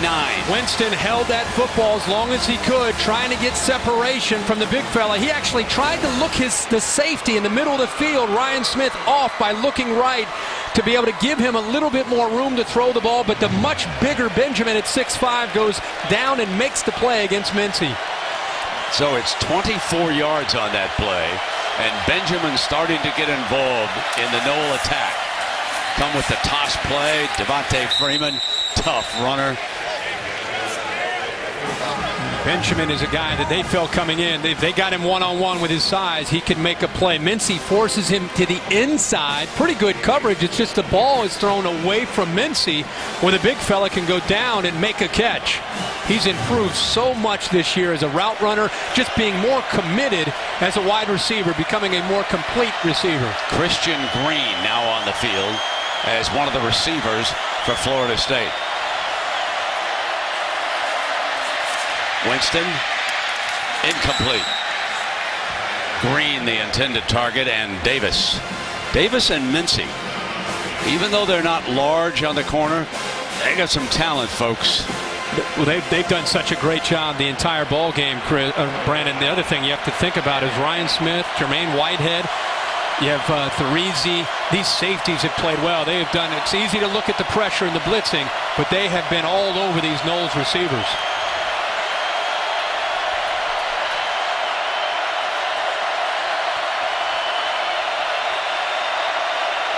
Auburn shows pressure, but rushes only 4. Winston going to take off. He had a big run leading to a touchdown. And he is short of the first down. Well short of it. Chris Frost, who's done a fine job at that linebacking spot. Battled cramps a little bit earlier in this game. He makes a stop. So here comes the 4th down coming up. Boy, Winston has speed, but he doesn't have quickness. And out in the open field against this Auburn defense, the way they're chasing the football down, he didn't have much of a chance at all to be able to get away from Chris Frost. Roberto Aguayo.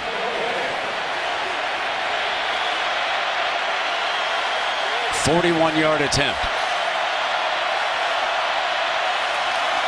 from the right hash." What a weapon. 3 points closer.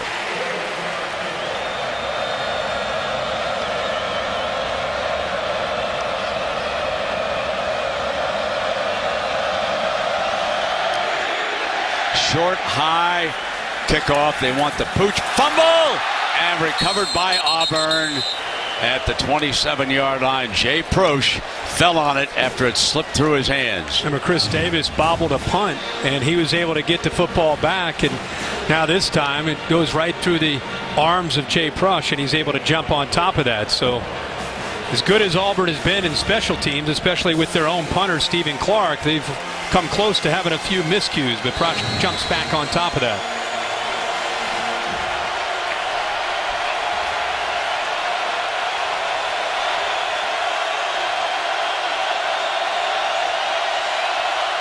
Mason moves over, gets the handoff, and that puts him over 100 yards for this game. So Troy Mason, who rushed for better than 300 yards against Missouri, is up over 100 against Florida State here tonight. More changes from the sideline from Gus Malzahn, changing things. Nick Marshall runs off of the field. So that means that they will go to their version of the Wildcat here, and they will use Artis Payne. He'll take the direct snap. Bring motion through. Artis Payne right straight ahead. And stopped by the middle, Timmy Jernigan. One of the best defensive linemen in the country, big number 8. He just swallowed that play when it was coming in. Yeah, does a good job using his hands and getting off the block. But you know, Brett, when you move Nick Marshall off the field and you bring in Artis Payne, who's a backup running back, you're somewhat limited in what you can do. It's either he's gonna hand it off to Corey Grant coming around on the jet sweep, or run the power play. The Noles clearly understood that when 44 is back there in the Wildcat, one of two things was coming, and they were ready for it. Marshall back on the field for this 3rd down. Faking it. Slips it to the outside as an incomplete pass. It'll be 4th down, and Auburn will punt it away. And slowly but surely, the Noles are reaching out and starting to take charge here. You talked about Nick Marshall being a point guard. This almost has a feel of kind of a point guard look. Faking a jet sweep, kind of a no-look dump off there to Grant, but obviously did not work. Much better coverage and pressure that time in that series from Florida State. Jernigan with that big play in the middle on the Wildcat. Shaw's back deep. Fair catch at the 19-yard line.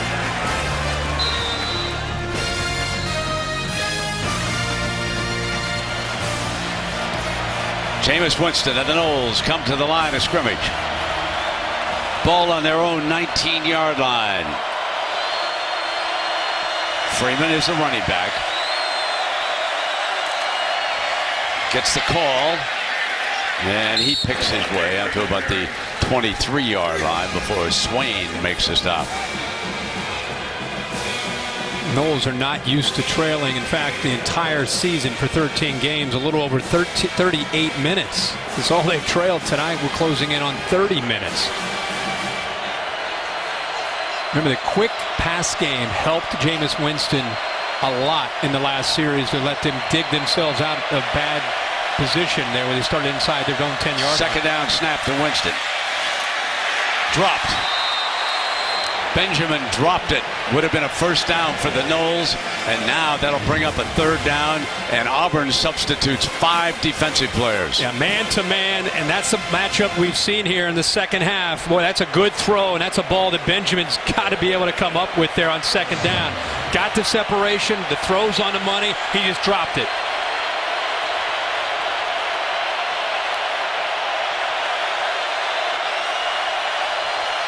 Auburn shows a 4-man rush.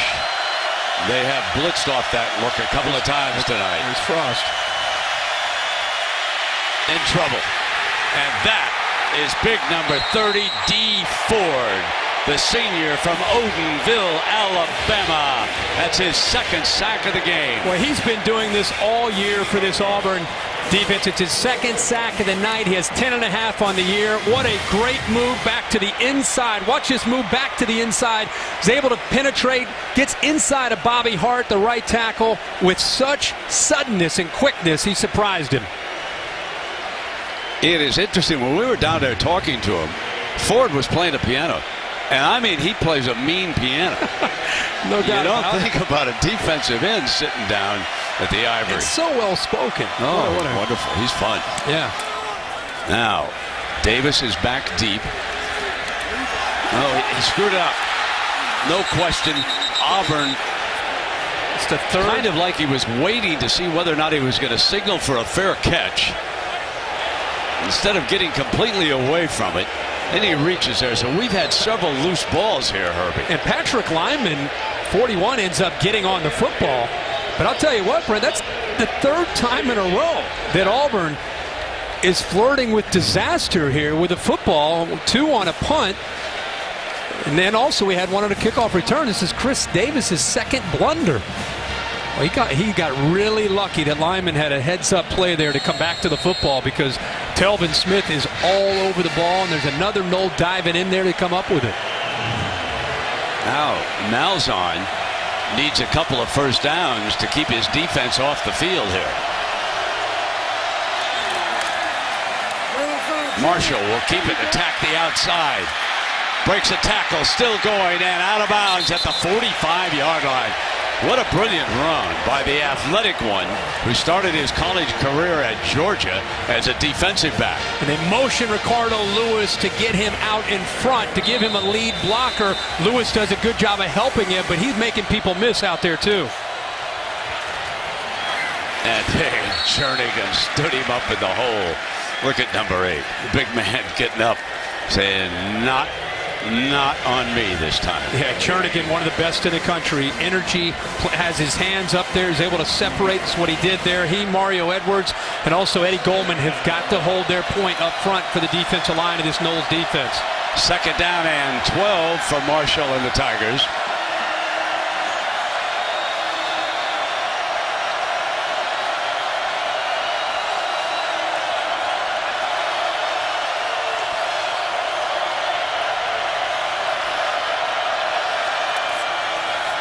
Quick pitch to Bray on the outside, and he is down at the 45. And Joyner. So we've had Jernigan and Joyner, 2 great players, put back-to-back defensive stops up here. You got to tackle in space against this attack, and he almost came up with a horse collar there, but he's able to avoid it. You got to be able to make plays against these receivers and running backs, and even Nick Marshall. When they get out there, they're trying to find a matchup that they like. That time, the captain and the leader of this defense makes a huge play to set up this third down and long. There's a familiar chant from down Tallahassee way. Marshall fires, grabbed, and then dropped. Terrence Brooks got on the receiver quickly that time. What a great effort by Brooks. I thought Melvin Ray might come down with a football. The ball's thrown behind Brooks, but Brooks never gave up on trying to disrupt Ray. Look at his arms, his hands, doing everything he can to get Ray away from that football. And because of that effort, that's what ended up separating Ray from the football. Tremendous play by the senior. So Auburn has been slowed here in the second half considerably. We've only got a minute left, and they're finding it going tough right now. Clark hangs one up, and Shaw wants to get out of the way. It's the ball, remember, not the man. It's been down inside the 5-yard line again, and that is Trent Fisher, folks. That is Jeff Fisher's son, number 31, who was down there on this. The fine coach. Yeah, a great effort by Jonathan Jones there to knock it back for Fisher to jump on top of it. But you're right, Brent, it's the football. You got to keep a close eye on that ball. That's about as close as you can get. Heads-up play by Jones. This is the 6th time they've started inside their own 20-yard line for this Florida State offense. So again, remember when he backed one up in the first half? Now they down it, and they'll come out for the 4, and James Wilder is the running back for Winston.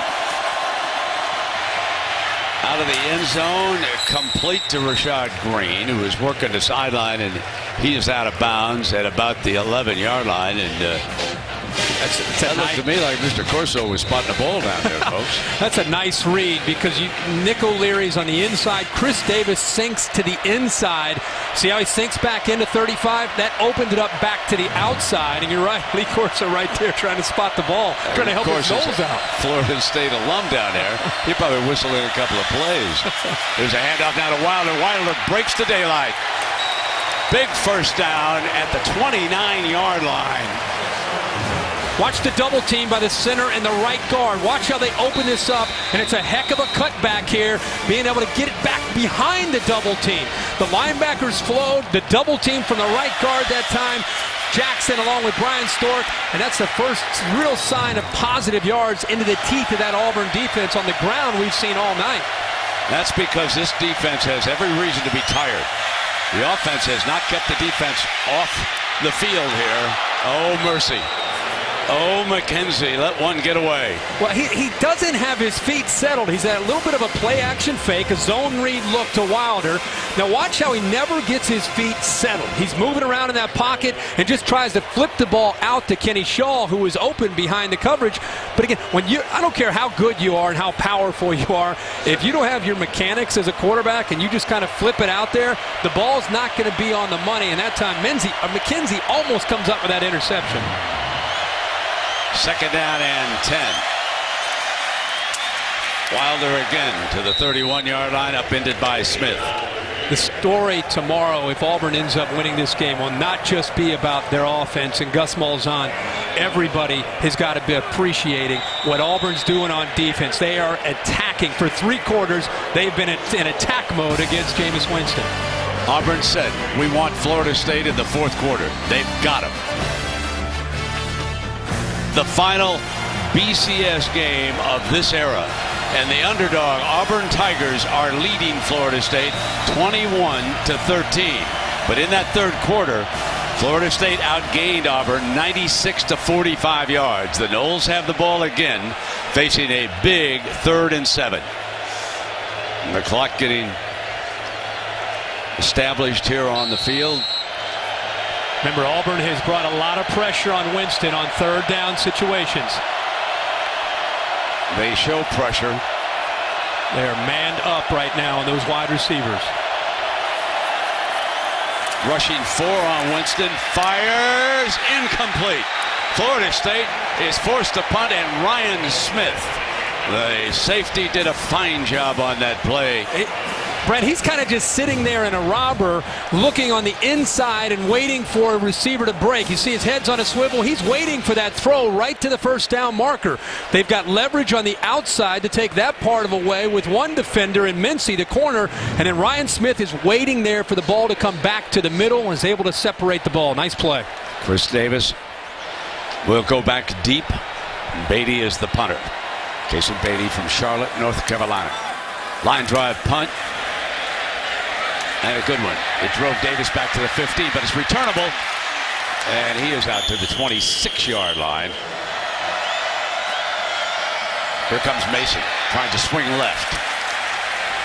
Good-looking runner out to the 33-yard line, so it's 2nd and short. Christian Jones with the stop for the Noles. Such a big play here to start this 4th quarter as far as the possession for Auburn, just to get such positive yardage on 1st and 10. that affects this kind of the rhythm of what they're trying to do. And of course, when they get that first down of any drive, that's when they really start to go with the tempo and get up to the line of scrimmage quickly. Mason again busts it to the 40 and a first down. And remember, Brent, what not just getting Florida State to the fourth quarter, but it's all about this tempo and wearing down defenses. You want to pull them into the fourth quarter, and that's when you can start to have your way with them, start to affect their mind, making some mental errors because of fatigue. That's what Auburn's always been able to do in the fourth quarter.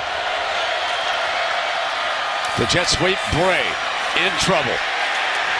Knowles ready for that end-around look right there. Let me check that. Ricardo Lewis was coming around. They had been lining up Bray, but this is Ricardo Lewis, number 5. And a blitz here from the right. This is the corner coming. He's actually able to get through the fullback that time, Prosh.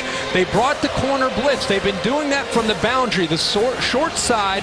They brought P.J. Williams. He turned it back to the inside and allowed the rest of the defense with Terrence Smith leading the way to get there. Artis Payne checks in as the running back for Auburn.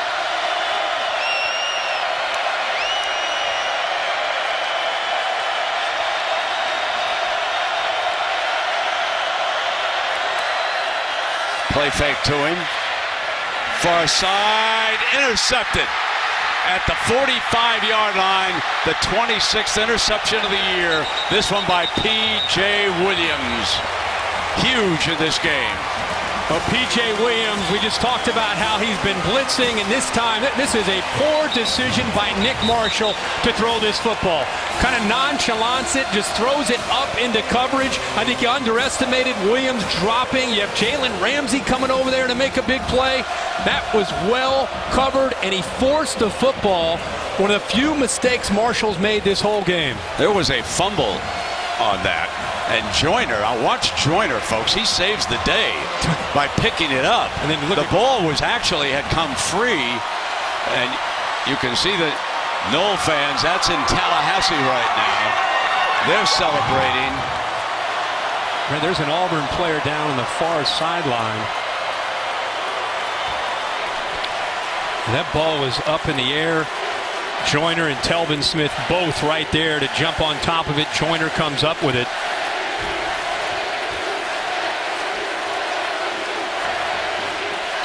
It's the best field position Florida State's had in a long time for Jameis Winston to start this drive. Sammy Coates was shaken up. He's fine now.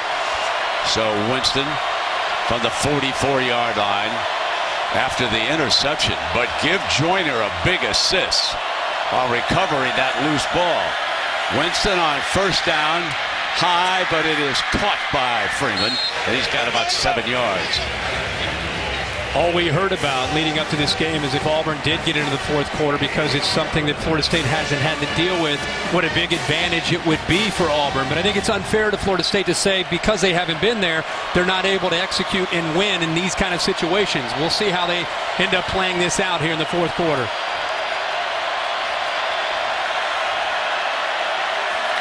Second down and 2, and Freeman hammers a big hole to the 31-yard line. First down, Florida State. Chris Davis forced to come make another tackle. Watch 51 Hart climb up to that second level. You have both the right guard, Trey Jackson, and Bobby Hart. Jackson sealed that front initial surge by the defensive line by Gabe Wright, and then it was the right tackle's block. Bobby Hart that sprung him free. First down and 10 for the Noles. They bring Freeman again. And he's wrestled back by McKenzie. We talked about one of the adjustments we might see from Jimbo Fisher coming out to start the second half was more of the running game and more of the quick throws. He realizes that Ellis Johnson's doing a good job of pressuring his quarterback and winning the battle at the line of scrimmage. The adjustment so far has been working. Now we'll see if they can capitalize and put the ball into the end zone.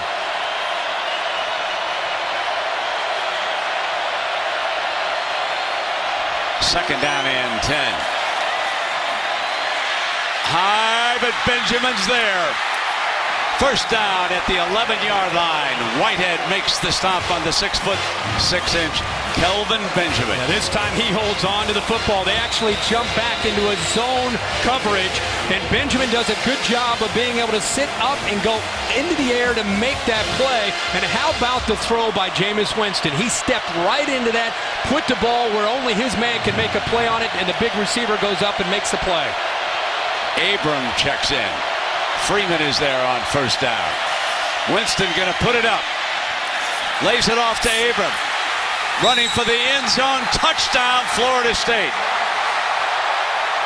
They are 2 points away from a tie. You had Rashad Green cutting to the inside. It opened up Abram. Nobody picked him up to the outside. Ryan Smith is over there late, and he gets into the end zone. There's a penalty flag. It's over on the left hash. So there's a penalty. After the play was over, unsportsmanlike conduct, number 8 on the offense. 15 yards on the try. Wow. So that is Freeman. And that's huge, Brent, because the way the scoring has been going, I'm sure Jimbo Fisher's thinking about going for 2 to tie this football game up. You're talking about moving it now 15 yards back on the try. Now you really wonder, you're at the 18-yard line. I mean, you seriously considering going for 2 from the 18-yard line to try to tie this game? What a blunder. A mistake here from Freeman. Yeah, it doesn't matter whether you're down by 2 or down by 1. You've got to go for 2 here. Points that have been tough to come by. But being pushed back 15 yards makes it a lot tougher, and they're going to kick the extra point. He's frustrated with Devontae Freeman. So Roberto Aguayo will attempt the extra point.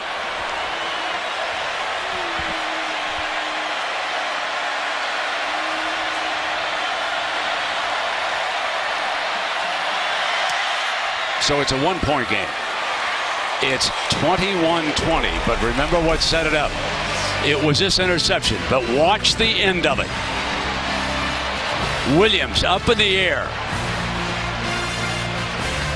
Put it on the ground, recovered by Joyner, and then Abram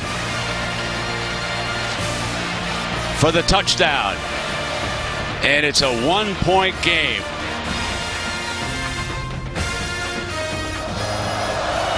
And now the heat clearly on Auburn.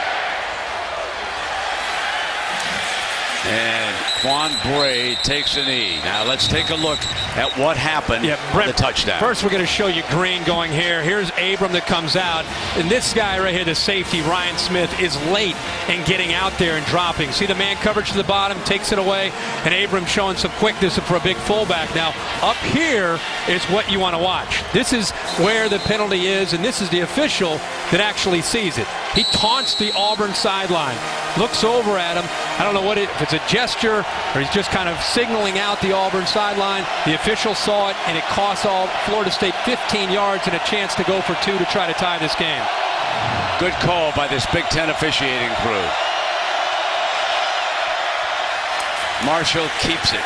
Remember, he threw that costly interception. And he picks up a couple yards, and again it's Jernigan, big number 8. Yeah, the big fella is having his way. You know, he has the vision and instincts of a linebacker playing defensive line. The way he's moving around in there, Eddie Goldman, Mario Edwards, those 3 in the inside have played very, very well for this Noles defense. Now it is Grant who is the running back. Marshall throws it far side, got a man open.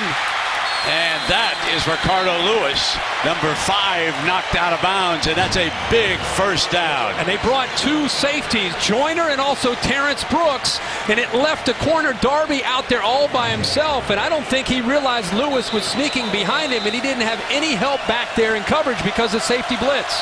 Mason is back in as a running back, and this play was stopped. The umpire was still standing over the ball. The ball is not ready for play. And the umpire's standing over the ball. And did Lewis have that catch towards the end? It looked like he was bobbling it towards the sideline. Let's make sure he had possession of that football all the way through. Looks like he was good there. Maybe he had it. Yeah. But the umpire standing over the ball, and Gus Malzahn's guys are saying, let's go. Let's go. First down. They come with Mason into the heart of that defense. Telvin Smith, number 22, up with another stop.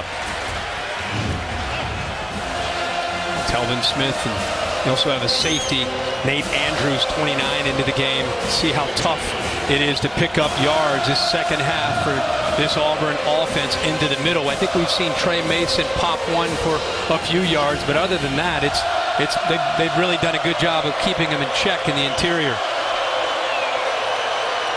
Get confirmation from Gus Malzahn looking over to the sideline based on the coverage that he's seeing.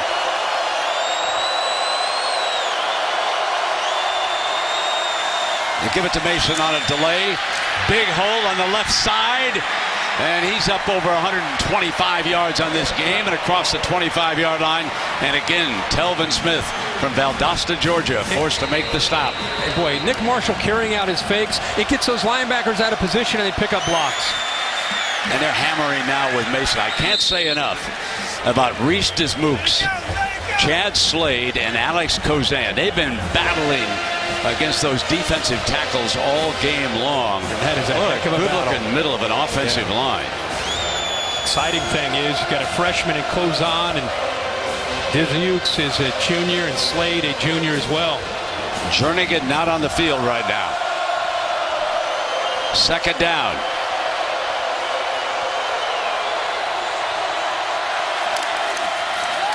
Marshall keeps it. 30, 25, and out of bounds across the 25-yard line.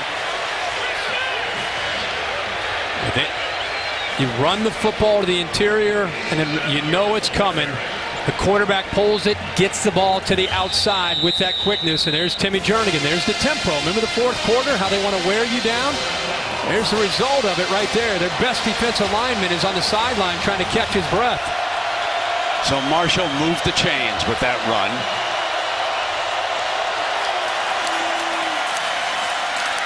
And now they come back with the hammer. The coaches are very well aware that Jernigan is not in the middle of that line. And they have found it much easier going down there against the Noles backup. Florida State badly needs number 8 back out there in the middle of that defense. It's second down and 7. No number 8. He's still kneeling down on the sideline. Get him to the fourth quarter. That's where we want him.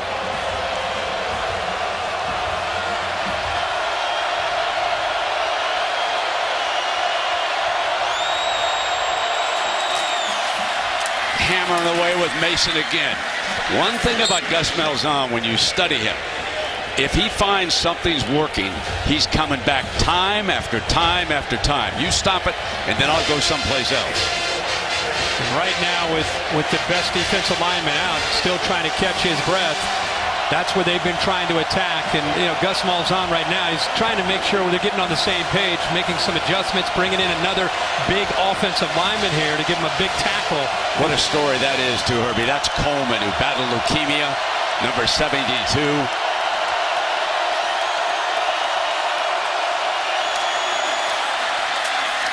Coming right back. They've got to get Jernigan back on the field. Yeah, the problem is he's gassed. You know, he's 30 days of a layoff, trying to get into shape throughout those 30 days. You knew that the tempo was coming.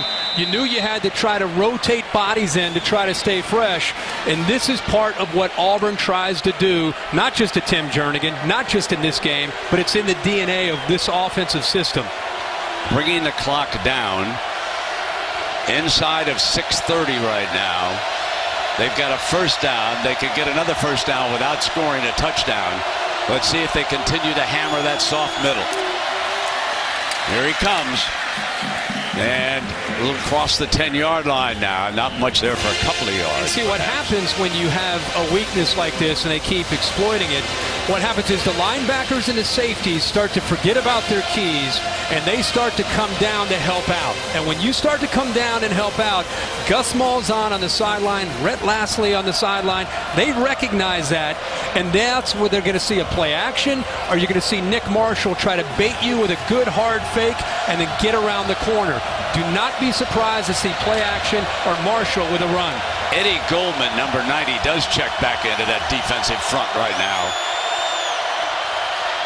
Marshall keeps it, steps outside, And he is thrown down by P.J. Williams. Nice tackle on the quarterback. You knew it was coming. I mean, he's going to pull it out.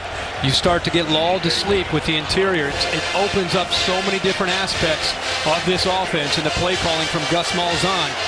This is a big third down, deep in Florida State territory. The Noles are thinking, hold them to a field goal, get the ball back to Jameis Winston with 5 minutes to go, and let's go down and score a touchdown and win it. They do not want to give up a touchdown here.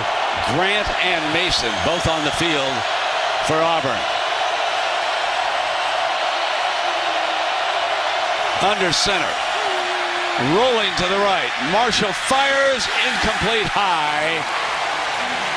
Coach was coming across. He was the intended target. Yeah, Brett, Marshall threw it high. He throws the ball well on the run, but here he's running so hard to get outside. It's tough for him to get his body and shoulders turned to give him an accurate throw. He had Sammy Coates. If he's able to turn his body towards the throw or towards the receiver and put it down low, Coates comes up with a touchdown there, but the ball sailed on him because all his momentum was going towards the sideline. So Cody Parkey, remember he missed one back in the first half. This is a 23-yarder.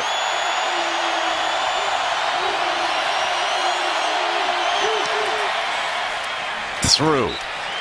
And it is now a 4-point lead. That's a win for the Noles to give Jameis Winston a shot to win this game. With 4:42 to go.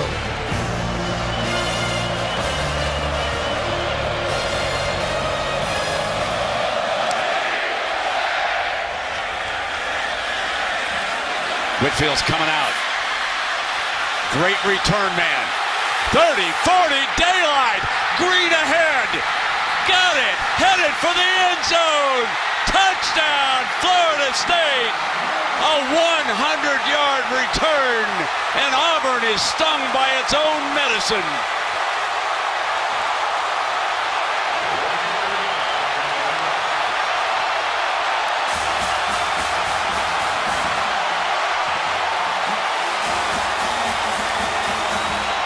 Kermit Whitfield, a freshman from Orlando, Florida, has just put Florida State ahead with 4:31 remaining.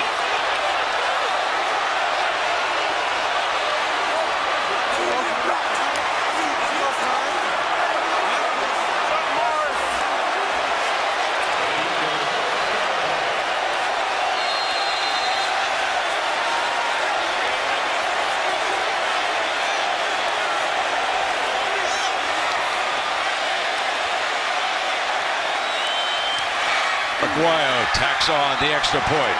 Perfect snap from Philip Dumar to Kaysen Beatty. Brett, I tell you, it's Auburn players. One guy pulled a hamstring. One guy pulled a hamstring and pulled up. That was Dominique Walker, or maybe it was Jonathan Jones. You had another guy get out of his lane. It was a tight end that looked like he got out of his lane. Norberg, there's a couple good blocks by Carlos Williams and Chad Abram, but you had an Auburn player, it looked like had a cramp to his hamstring and collapsed, which opened up that side of the return. Whitfield happened to just be going there. Jimbo's trying to race him to the end zone and go. But Brett, one guy gets out of his lane. Joseph ends up having a cramp to his hamstring. That entire right side, there was only a couple guys left on that side, and they were both blocked. Herbie, Jimbo had his hands full because if you go to the ESPN database and you dial up the 40-yard dash time of the incoming freshman, this year's freshman class, Kermit Whitfield ran a 4.3740. That was the fastest recorded of any freshman in college football this year. And you just saw him turn on the afterburners and put the Noles up with 4:30 to go.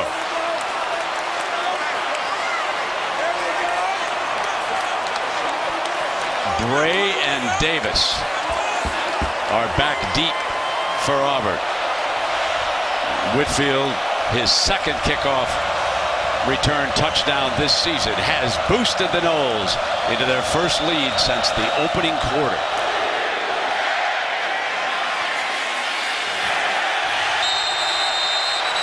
Let's go back to the return. I talked about Kenny Flowers, 33, who's right here.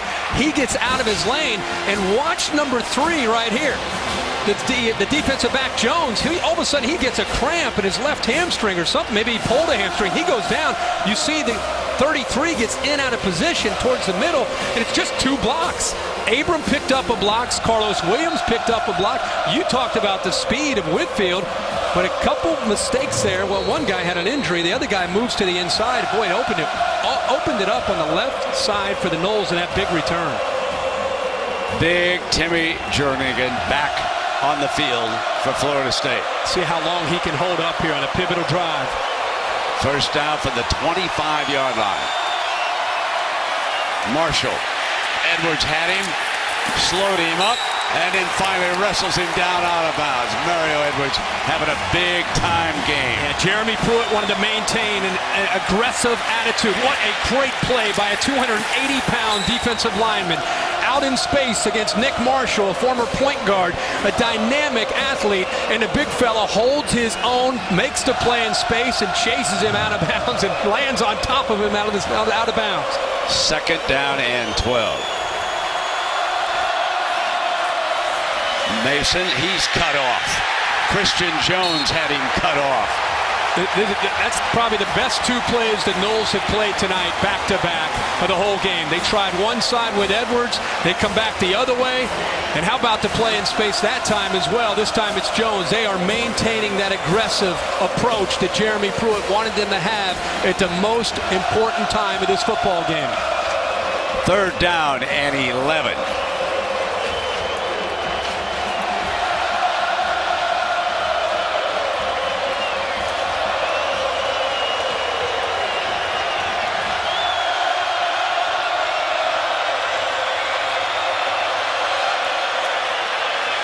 Straight back. Marshall on the move, fires, and it was complete for a first down at the 39-yard line to Sammy Coates. What a play to come up with on third down. The Noles rushed 4, and they had everybody else in coverage. He had to wait for Coates to come clear against Williams, and he makes the throw. Now they hammer with Mason, who twists away. Mason finally thrown out of bounds at the 46, and that was Jalen Ramsey. For this third down, it's man-to-man. He does such a good job of keeping this play alive with the athletic ability, but how about the throw low and away from P.J. Williams where Coates can make that play? Jernigan is down, just as you pointed out. How long can he go? He's doing everything he can. Those defensive linemen just get challenged so much. You can ask Nick Saban in Alabama. You can talk to Texas A&M. You can talk to Missouri. Talk to anybody that they went up against. That's the big challenge, is trying to get the big guys to hold up in the fourth quarter. Second down and short. Marshall checking the Malzahn sideline.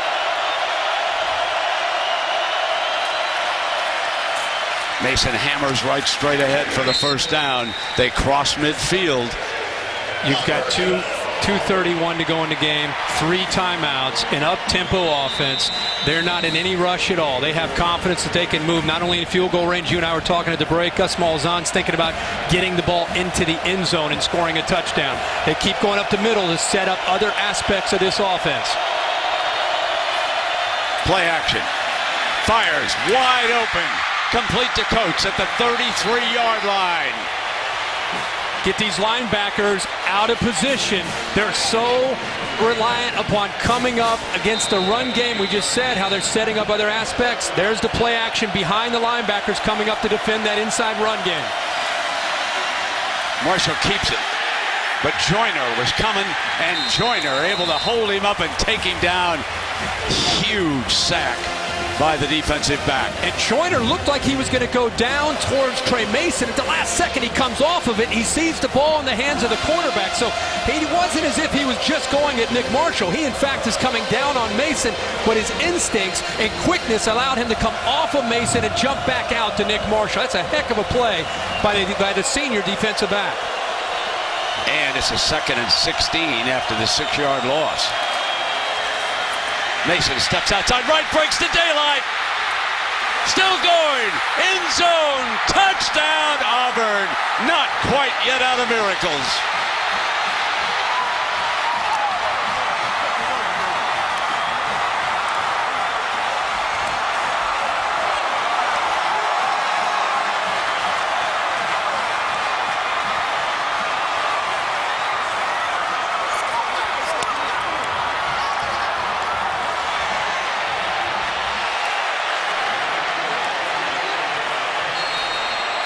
Heck of a run by Trey Mason. He now has 195 yards in this game. And here is Cody Parkey. 1:19 remaining.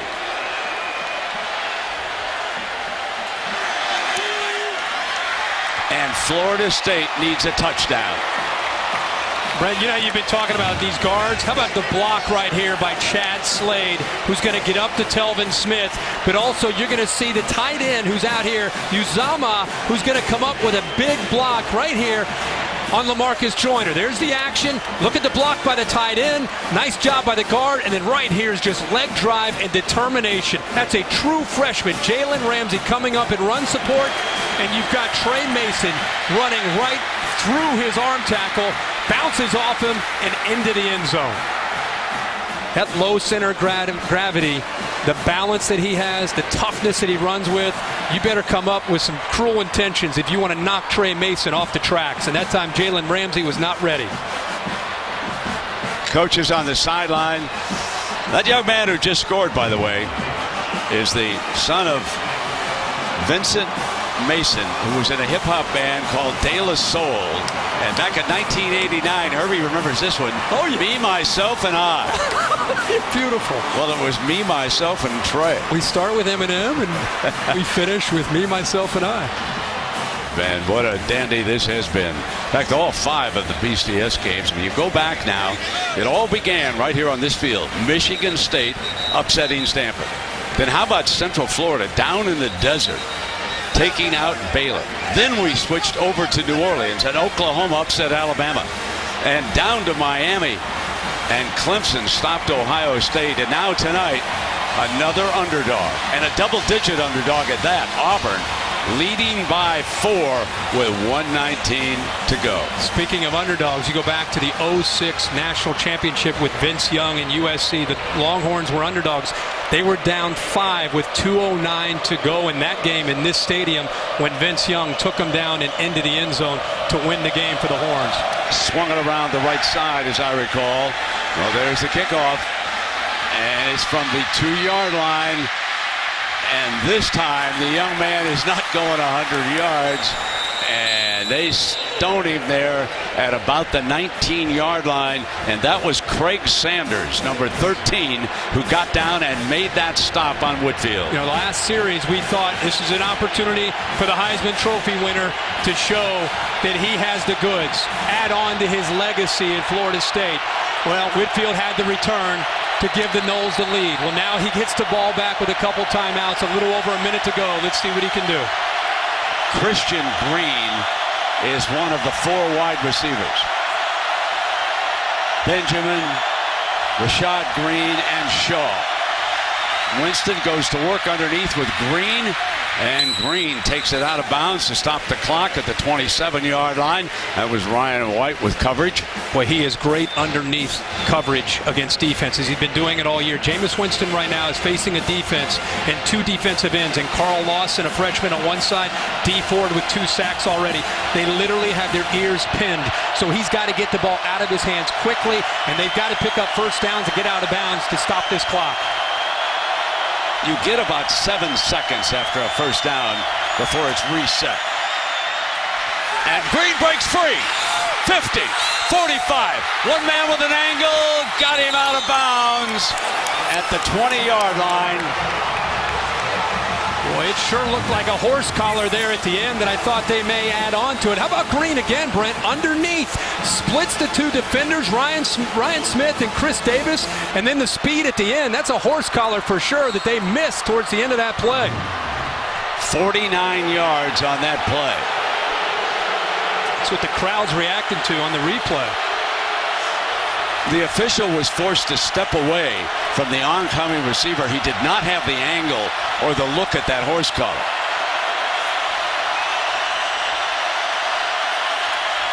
Now Winston going to drop it off. Freeman, and he is down to the 17-yard line, and Chris Frost making another stop. We got 46 seconds. Florida State with 2 timeouts. Jimbo uses one right there, Brent. So they're down to their last timeout. They must have a touchdown, obviously.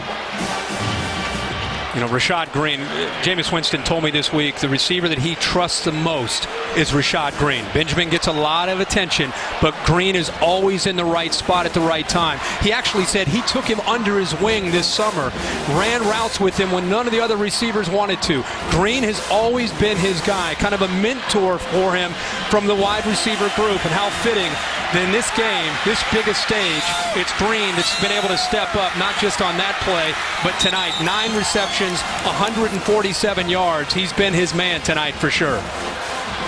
So the Noles are headed toward the Vince Young end zone, where Texas won the national championship with Vince swinging to the outside against USC that night.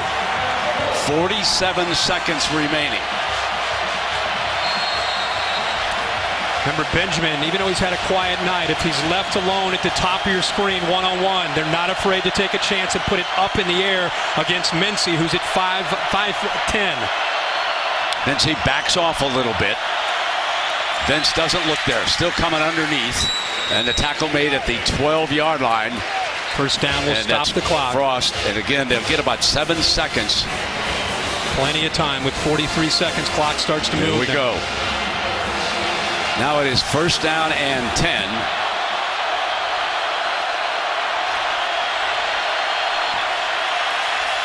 Winston in the pocket, fires, incomplete. Green the target, and that one fell to the ground, so it'll be second and 10. More importantly, 27 seconds. Brent, he's holding on to the ball a little bit too long. He's holding on to the ball, and he's letting those defensive ends get to him. See how close they were? I think Jimbo Fisher would like to see him get the ball out of his hands. Get back, make a read, get the football out of your hands. Benjamin continues to be a threat up at the top. They also like Nick O'Leary, the tight end who's off to the right here, also one-on-one against a linebacker down here. Carl Lawson, the talented 5-star freshman, is on the field in that defensive front, along with Ford. Second down and 10. Winston, he's got Freeman out of bounds. Chris Frost again getting sideline to sideline, and how active he's been here tonight. Well-designed play. They run the receivers downfield, try to get a little bit of a pick or a rub against a linebacker who's manned up against Freeman out of the backfield. I tell you, Frost has had a busy night. Very athletic to be able to run with Freeman like that in man-to-man coverage. Well-designed play, but defended pretty good there by Frost. Auburn's been great all year down in the red zone at keeping teams out of the end zone. And Florida State's been lethal in scoring in the red zone. That's right.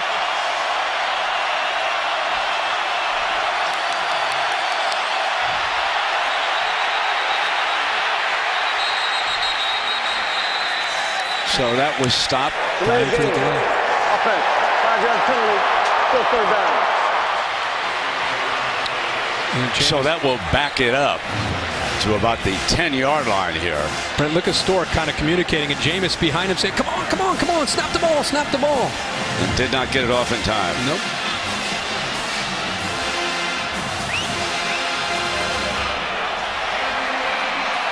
Kelvin Benjamin is down to the right side. Green goes up above, and Shaw will be the slot man. Mincy's all alone at the bottom with Benjamin. Mincy has trailed him all game long. Incomplete. And penalty flags are thrown as Chris Davis with coverage in the end zone, and the flags come immediately. Pass interference, defense number 11. The foul occurred in the end zone. By rule, the ball be placed at the 2-yard line. Automatic first down. Brent, these defensive backs have played well in press coverage most of the night. He's got his left arm wrapped around him. There's no question it's the right call by the officials. It's tight coverage initially, and then he grabs onto him. It's a good call. And Florida State picks, Gus Malzahn was trying to get a timeout before the ball was even snapped there. He was running down the sideline trying to get the officials' attention. From the 2-yard line with a timeout, you wonder if Jimbo would go ahead and run it. He's put Winston up under center. No, throw it. End zone, jump ball, touchdown! You know who he went for, number 1.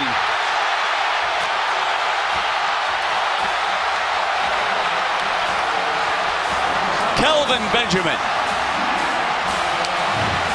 Brent, he comes off the play fake. Look how high he puts the ball in the air for the 6'5" receiver. That's a mismatch. Chris Davis is a good player. He's 5'11", 200 pounds. They know exactly where this ball is going. Benjamin comes to the inside. The ball is high. He's done that all year. He high points the ball with his soft hands. Perfectly thrown ball by Jameis Winston, and a go-ahead score for the Noles. On that drive, folks, the Heisman Trophy winner, Jameis Winston, was 6 of 7. There's a penalty flag. 6 of 7 for 77 yards. Full start. And the touchdown. 70. 5-yard penalty, retry. So the BCS era is coming to an end with one of its best championship games ever. What is it about the Rose Bowl? Texas, USC, and now Florida State and Auburn taking it down to the closing minute with the Noles pushing across the touchdown. Tacking on the extra point. Brent, I thought you made a great observation about, hey, with a timeout, maybe run the football right away. They knew what they wanted to do by trying to get. We kept waiting for Benjamin. We kept waiting. They get down inside that 10-yard line. You know he's a factor, and this is why. They do such a great job at finding a matchup and putting it up there. And even if you know it's coming because of his size and because of where he puts it, it's very, very difficult to defend. And as I look across the fabric of this Auburn Tiger football season, 13 seconds on the clock. I'm going to say the Tigers have got them right where they want them. Yeah, Nick Marshall saying, just give me the ball. You never know. Yeah.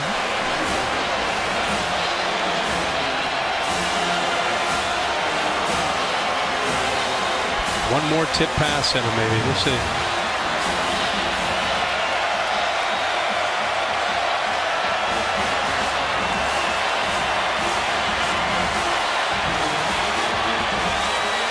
Davis comes out. Chris Davis as one of the return man along with Quan Bray. But they're up against one of the best legs in college football. The Lou Groza Award winner, Roberto Aguayo. And he's only a redshirt freshman.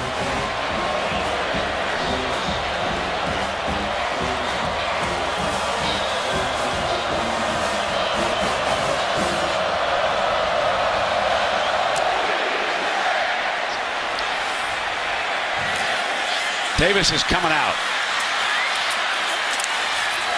Down at the 16-yard line with 9 ticks of the clock left. Let's see how deep the safeties are against Gus Malzahn's play call here.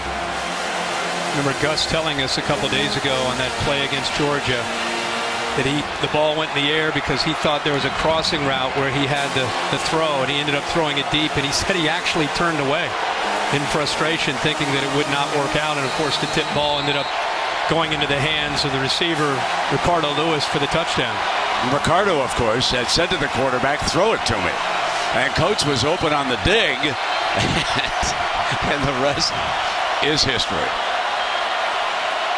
Timmy Jernigan has come back in, and a timeout is going to be called.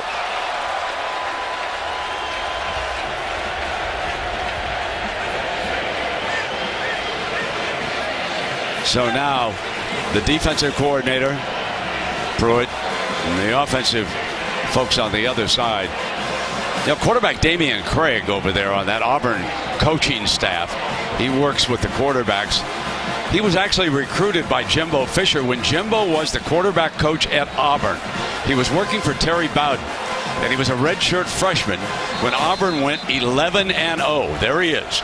And Jimbo Fisher actually gave Damian Craig his first chance as a coach, a graduate assistant at LSU, when Jimbo worked with Nick Saban, and then he hired him down in Tallahassee last year. And now here is Damian against Jimbo, coming down to his quarterback with 9 seconds. Of course, very influential in getting Jameis Winston also to go to Florida State.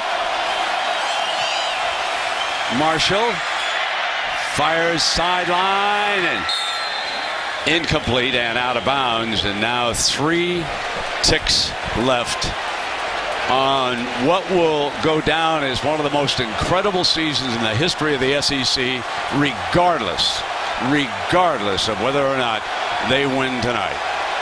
We will always remember those moments with the Auburn Tigers, and they played their hearts out tonight against a heavily favored Florida State team.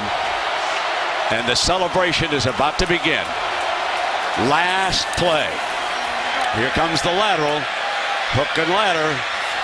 Give it back, throw it across the field, and let's see if Mason can take it down the sideline. Cuts to the middle.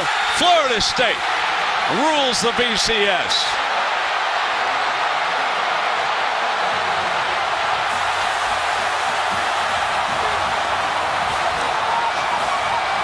A dramatic second half comeback by the Noles.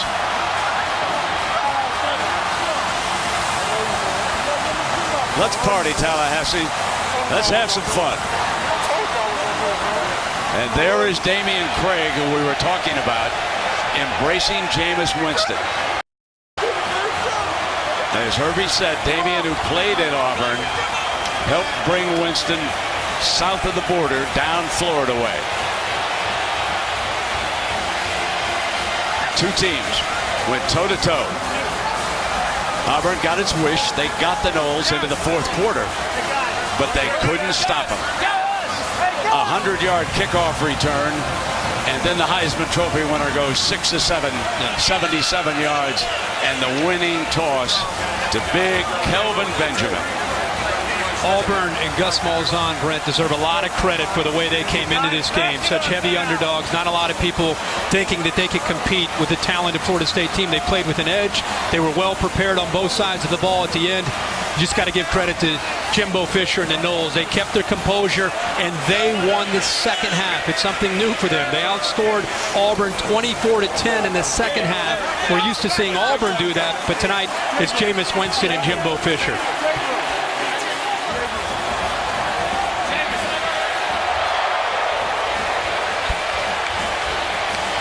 Let's go down to Heather Cox with the winning coach. Coach, tonight you put an exclamation point on a perfect season. How would you describe the effort and energy it took to get to this moment? I'm going to tell you something. I said this from day one at spring ball. These kids are special. This group never faltered. They wanted to be elite. They wanted to go to the top.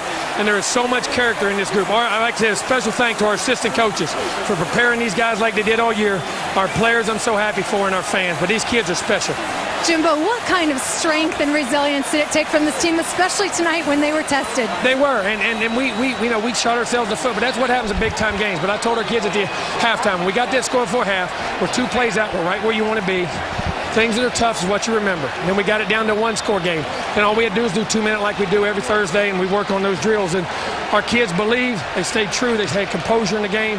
Jameis grew up unbelievably tonight, struggled. But tonight's probably the best football game he ever played, because he struggled early. That's what big-time players do. When the money's on the line, they can suck it up in the fourth quarter and do what they have to do. But our defense, what a job they did in the second half, too. They were tremendous also. And, Coach, you guys were in uncharted territory down at half for the first time this entire season. How did you coach them up to come from behind as you congratulate your family? We always believed in ourselves, and we told our guys, this is going to be moments like this.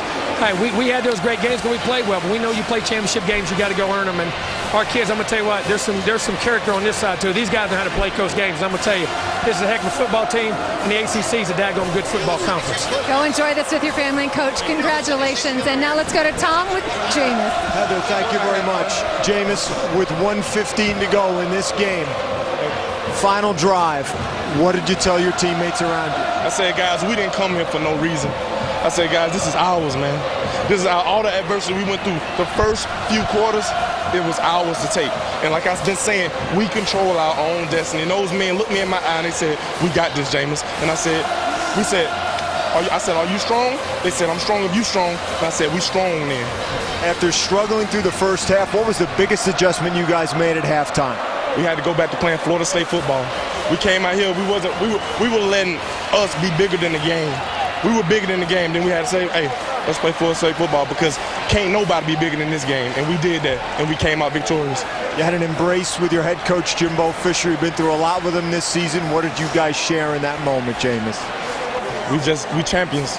We can say that we are champions together.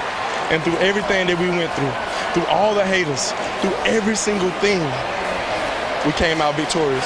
And God did this. I'm so blessed. He's so blessed. Like, all the stuff that he handled with Ethan, and he come out here and coach us, that touched me. And it's nobody but God. It's nobody. Ethan being the reference to Jimbo's son. You said it once, you said it 100 times this season. If we're going to do it big, we're going to do it big then. How big is this moment? It's the biggest. Happy birthday. My cousin in Afghanistan watching this game, Teola Winston. We're doing it for everybody. We're doing it big all over the country, all over the world. And I'm proud. I'm proud to say I'm a Florida State Seminole. Congratulations, Jake. Thank you. Brent? Thank you, Tom, and happy birthday to the 22-year-old who celebrates with a national championship. And, of course, that ends the run of the SEC. After this streak, tonight, it was Florida State of the ACC ending the run of 7 consecutive national championships. And it's only fitting because Jimbo Fisher modeled the entire Florida State team after the SEC. Remember, he was once an offensive coordinator for Nick Saban, and that was at LSU. It is time to award the trophy to Florida State.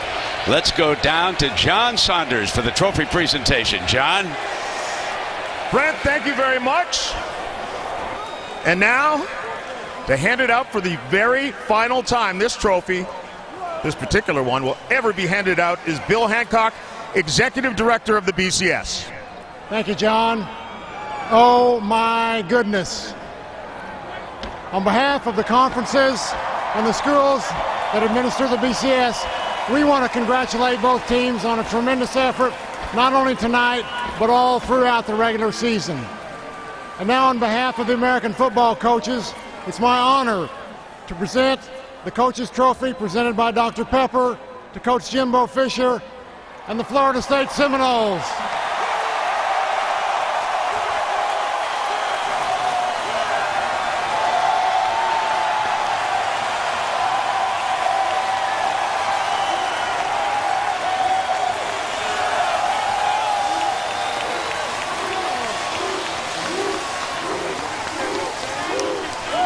Coach, first of all, what an amazing game to cap the BCS and all 5 BCS games.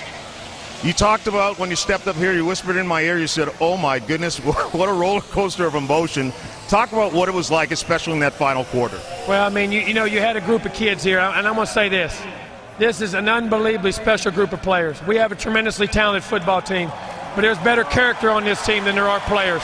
This team has heart, it has guts, it has determination, but more importantly, it loves each other, and that's the reason we play. I like to thank them. I like to thank our great fans and all of our assistant coaches who prepared these guys the right way. I want to say a special thank you to that. But it was an unbelievable game. They're 2 great teams. My hat's off to Auburn. It was just, you know, we had the ball last. They could play, but I'm going to tell you what, there's a lot of gut and hearts down in Tallahassee, too.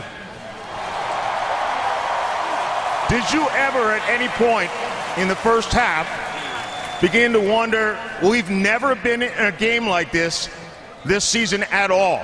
I'm going to see what my team has. Yeah, we did, and we were worried, and I was worried about the momentum got switched when they got up 21-3. That's why we did the fake punt, try to get the momentum of the game back, try to get control, and the score before half was critical, which got us back in, got our momentum back, got within a 2-score game. And these kids, though, they just believed and went back to executing and playing football. You've got a freshman quarterback. When your nickname is famous, you expect many things, and he delivered. He did, and I'm going to say this is the best football game he played, and I'm going to tell you, because he struggled for 3 quarters, and that you know, that's a great team on the other side, but great players understand great moments, and when they get the ball in the last quarter and you still got a chance, they can rise their team up and make plays. That's what great players do, but he's surrounded by a bunch of great players too. This is a great organization. Coach, congratulations on winning the BCS National Championship. And one last question. There's only one thing you can do to top this, you know.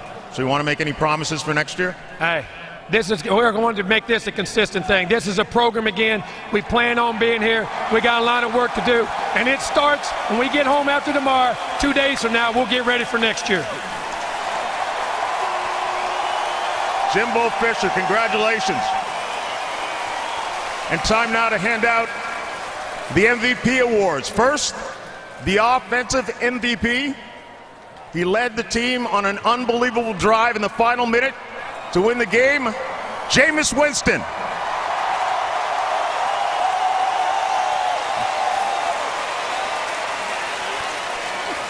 Jameis, you've seemed like you've been calm the entire season. In that final minute 11, you proved it once again. When they took the lead, did you think they're a team of destiny, and now I've got to prove, as you said before the game, that we're a team that delivers? When they took the lead, we took the initiative to show that we deserve to be in this predicament that we were in. We wanted to win, and we had to. And my team got on my back, and we just went the whole way, man. We went the whole way. Did you ever worry in the first half and the first quarter when they were getting to you, putting a lot of pressure on you? Hey, I've never seen this. I didn't see it at all this season. No, because we've been through adversity, and we handled it well. And when they gave us all they got, we handled that well too, and we came up victorious. Tell me where you get the poise, where you get the joy that you have when you play this game of football. Only one person, man. Good God Almighty. That's the only person. And these teams, when you got a team like this, my friend, you could be chill all the time. You could be chill all the time. Jameis Winston.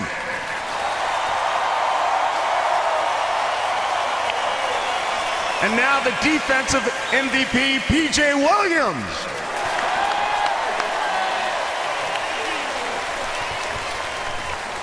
A key interception to help seal this game. Your defense has never seen an offense like that. You took a while to adjust in this game, but did you ever worry that you were overmatched? Oh, no, we was never worried that we was overmatched because Coach just say execute what they tell us to do and we'll do good. So all game we just worked hard and played hard, and we knew we was going to come up on top. When we're watching the game back in the ESPN lot, we're talking about if Florida State's going to win this game, they need a big play on defense, and then you delivered that play.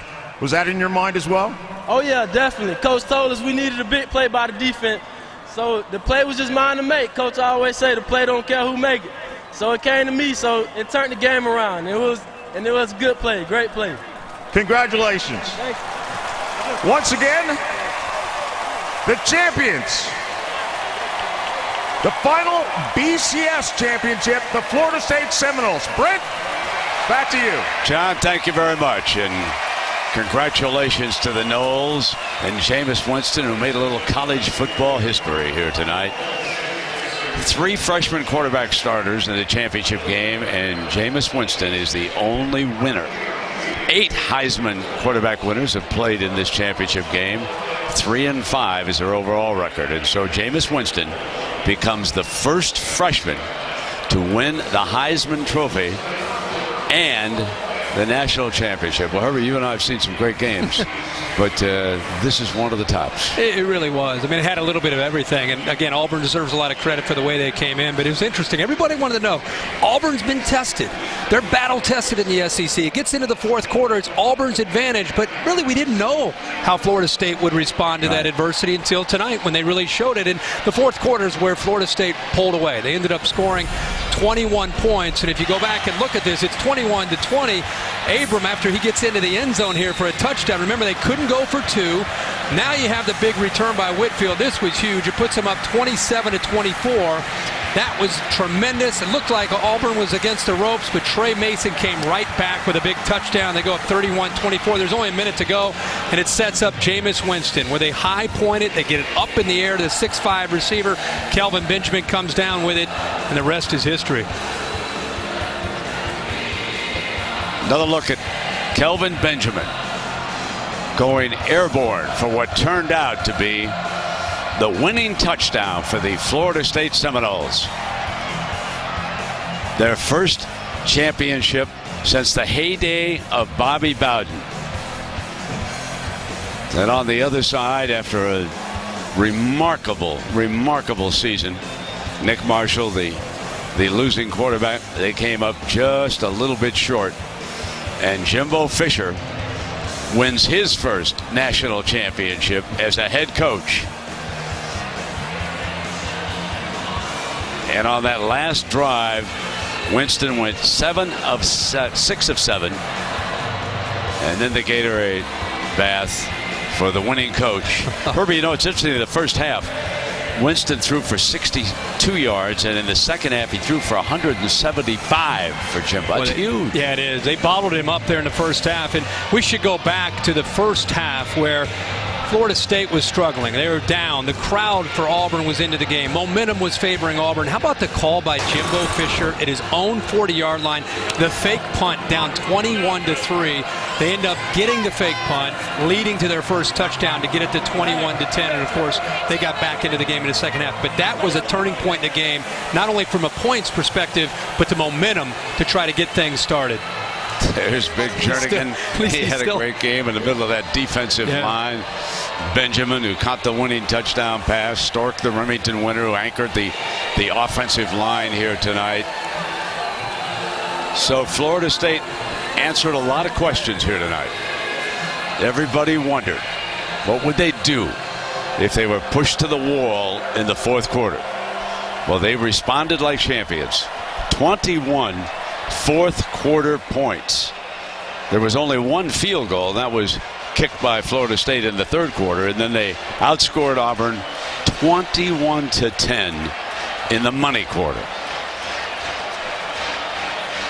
Jimbo sounded like he knows he's going to be preseason #1 next year. Yeah, I think he knows. And I loved his reaction to great celebration. Sounds like Nick Saban. We're gonna give you 48 hours to celebrate this historic victory, and then we're back in there lifting the weights and studying the film and getting ready for 2014. But they will be up at #1. Yeah, this is such a big win for the ACC. We've talked about the SEC, and they had a remarkable run. And they will be back, by the way, in the 4-team playoff. There's no question about that. The SEC is not going away anytime soon. No, you're right about that. They're always going to be there. But it was big for Florida State and for the ACC. And for Jimbo Fisher, I think, on a personal level, he has so much respect for Bobby Bowden, the legacy that Bobby Bowden left behind, the 14 years of excellence that Bobby Bowden had. But it was a little bit dicey there when he first took over. There were a lot of former players who were frustrated with the way it went down. He handled it. He kind of weathered the storm. He went out and recruited. He got people to believe in the new direction and the new leadership, and how fitting for him now just to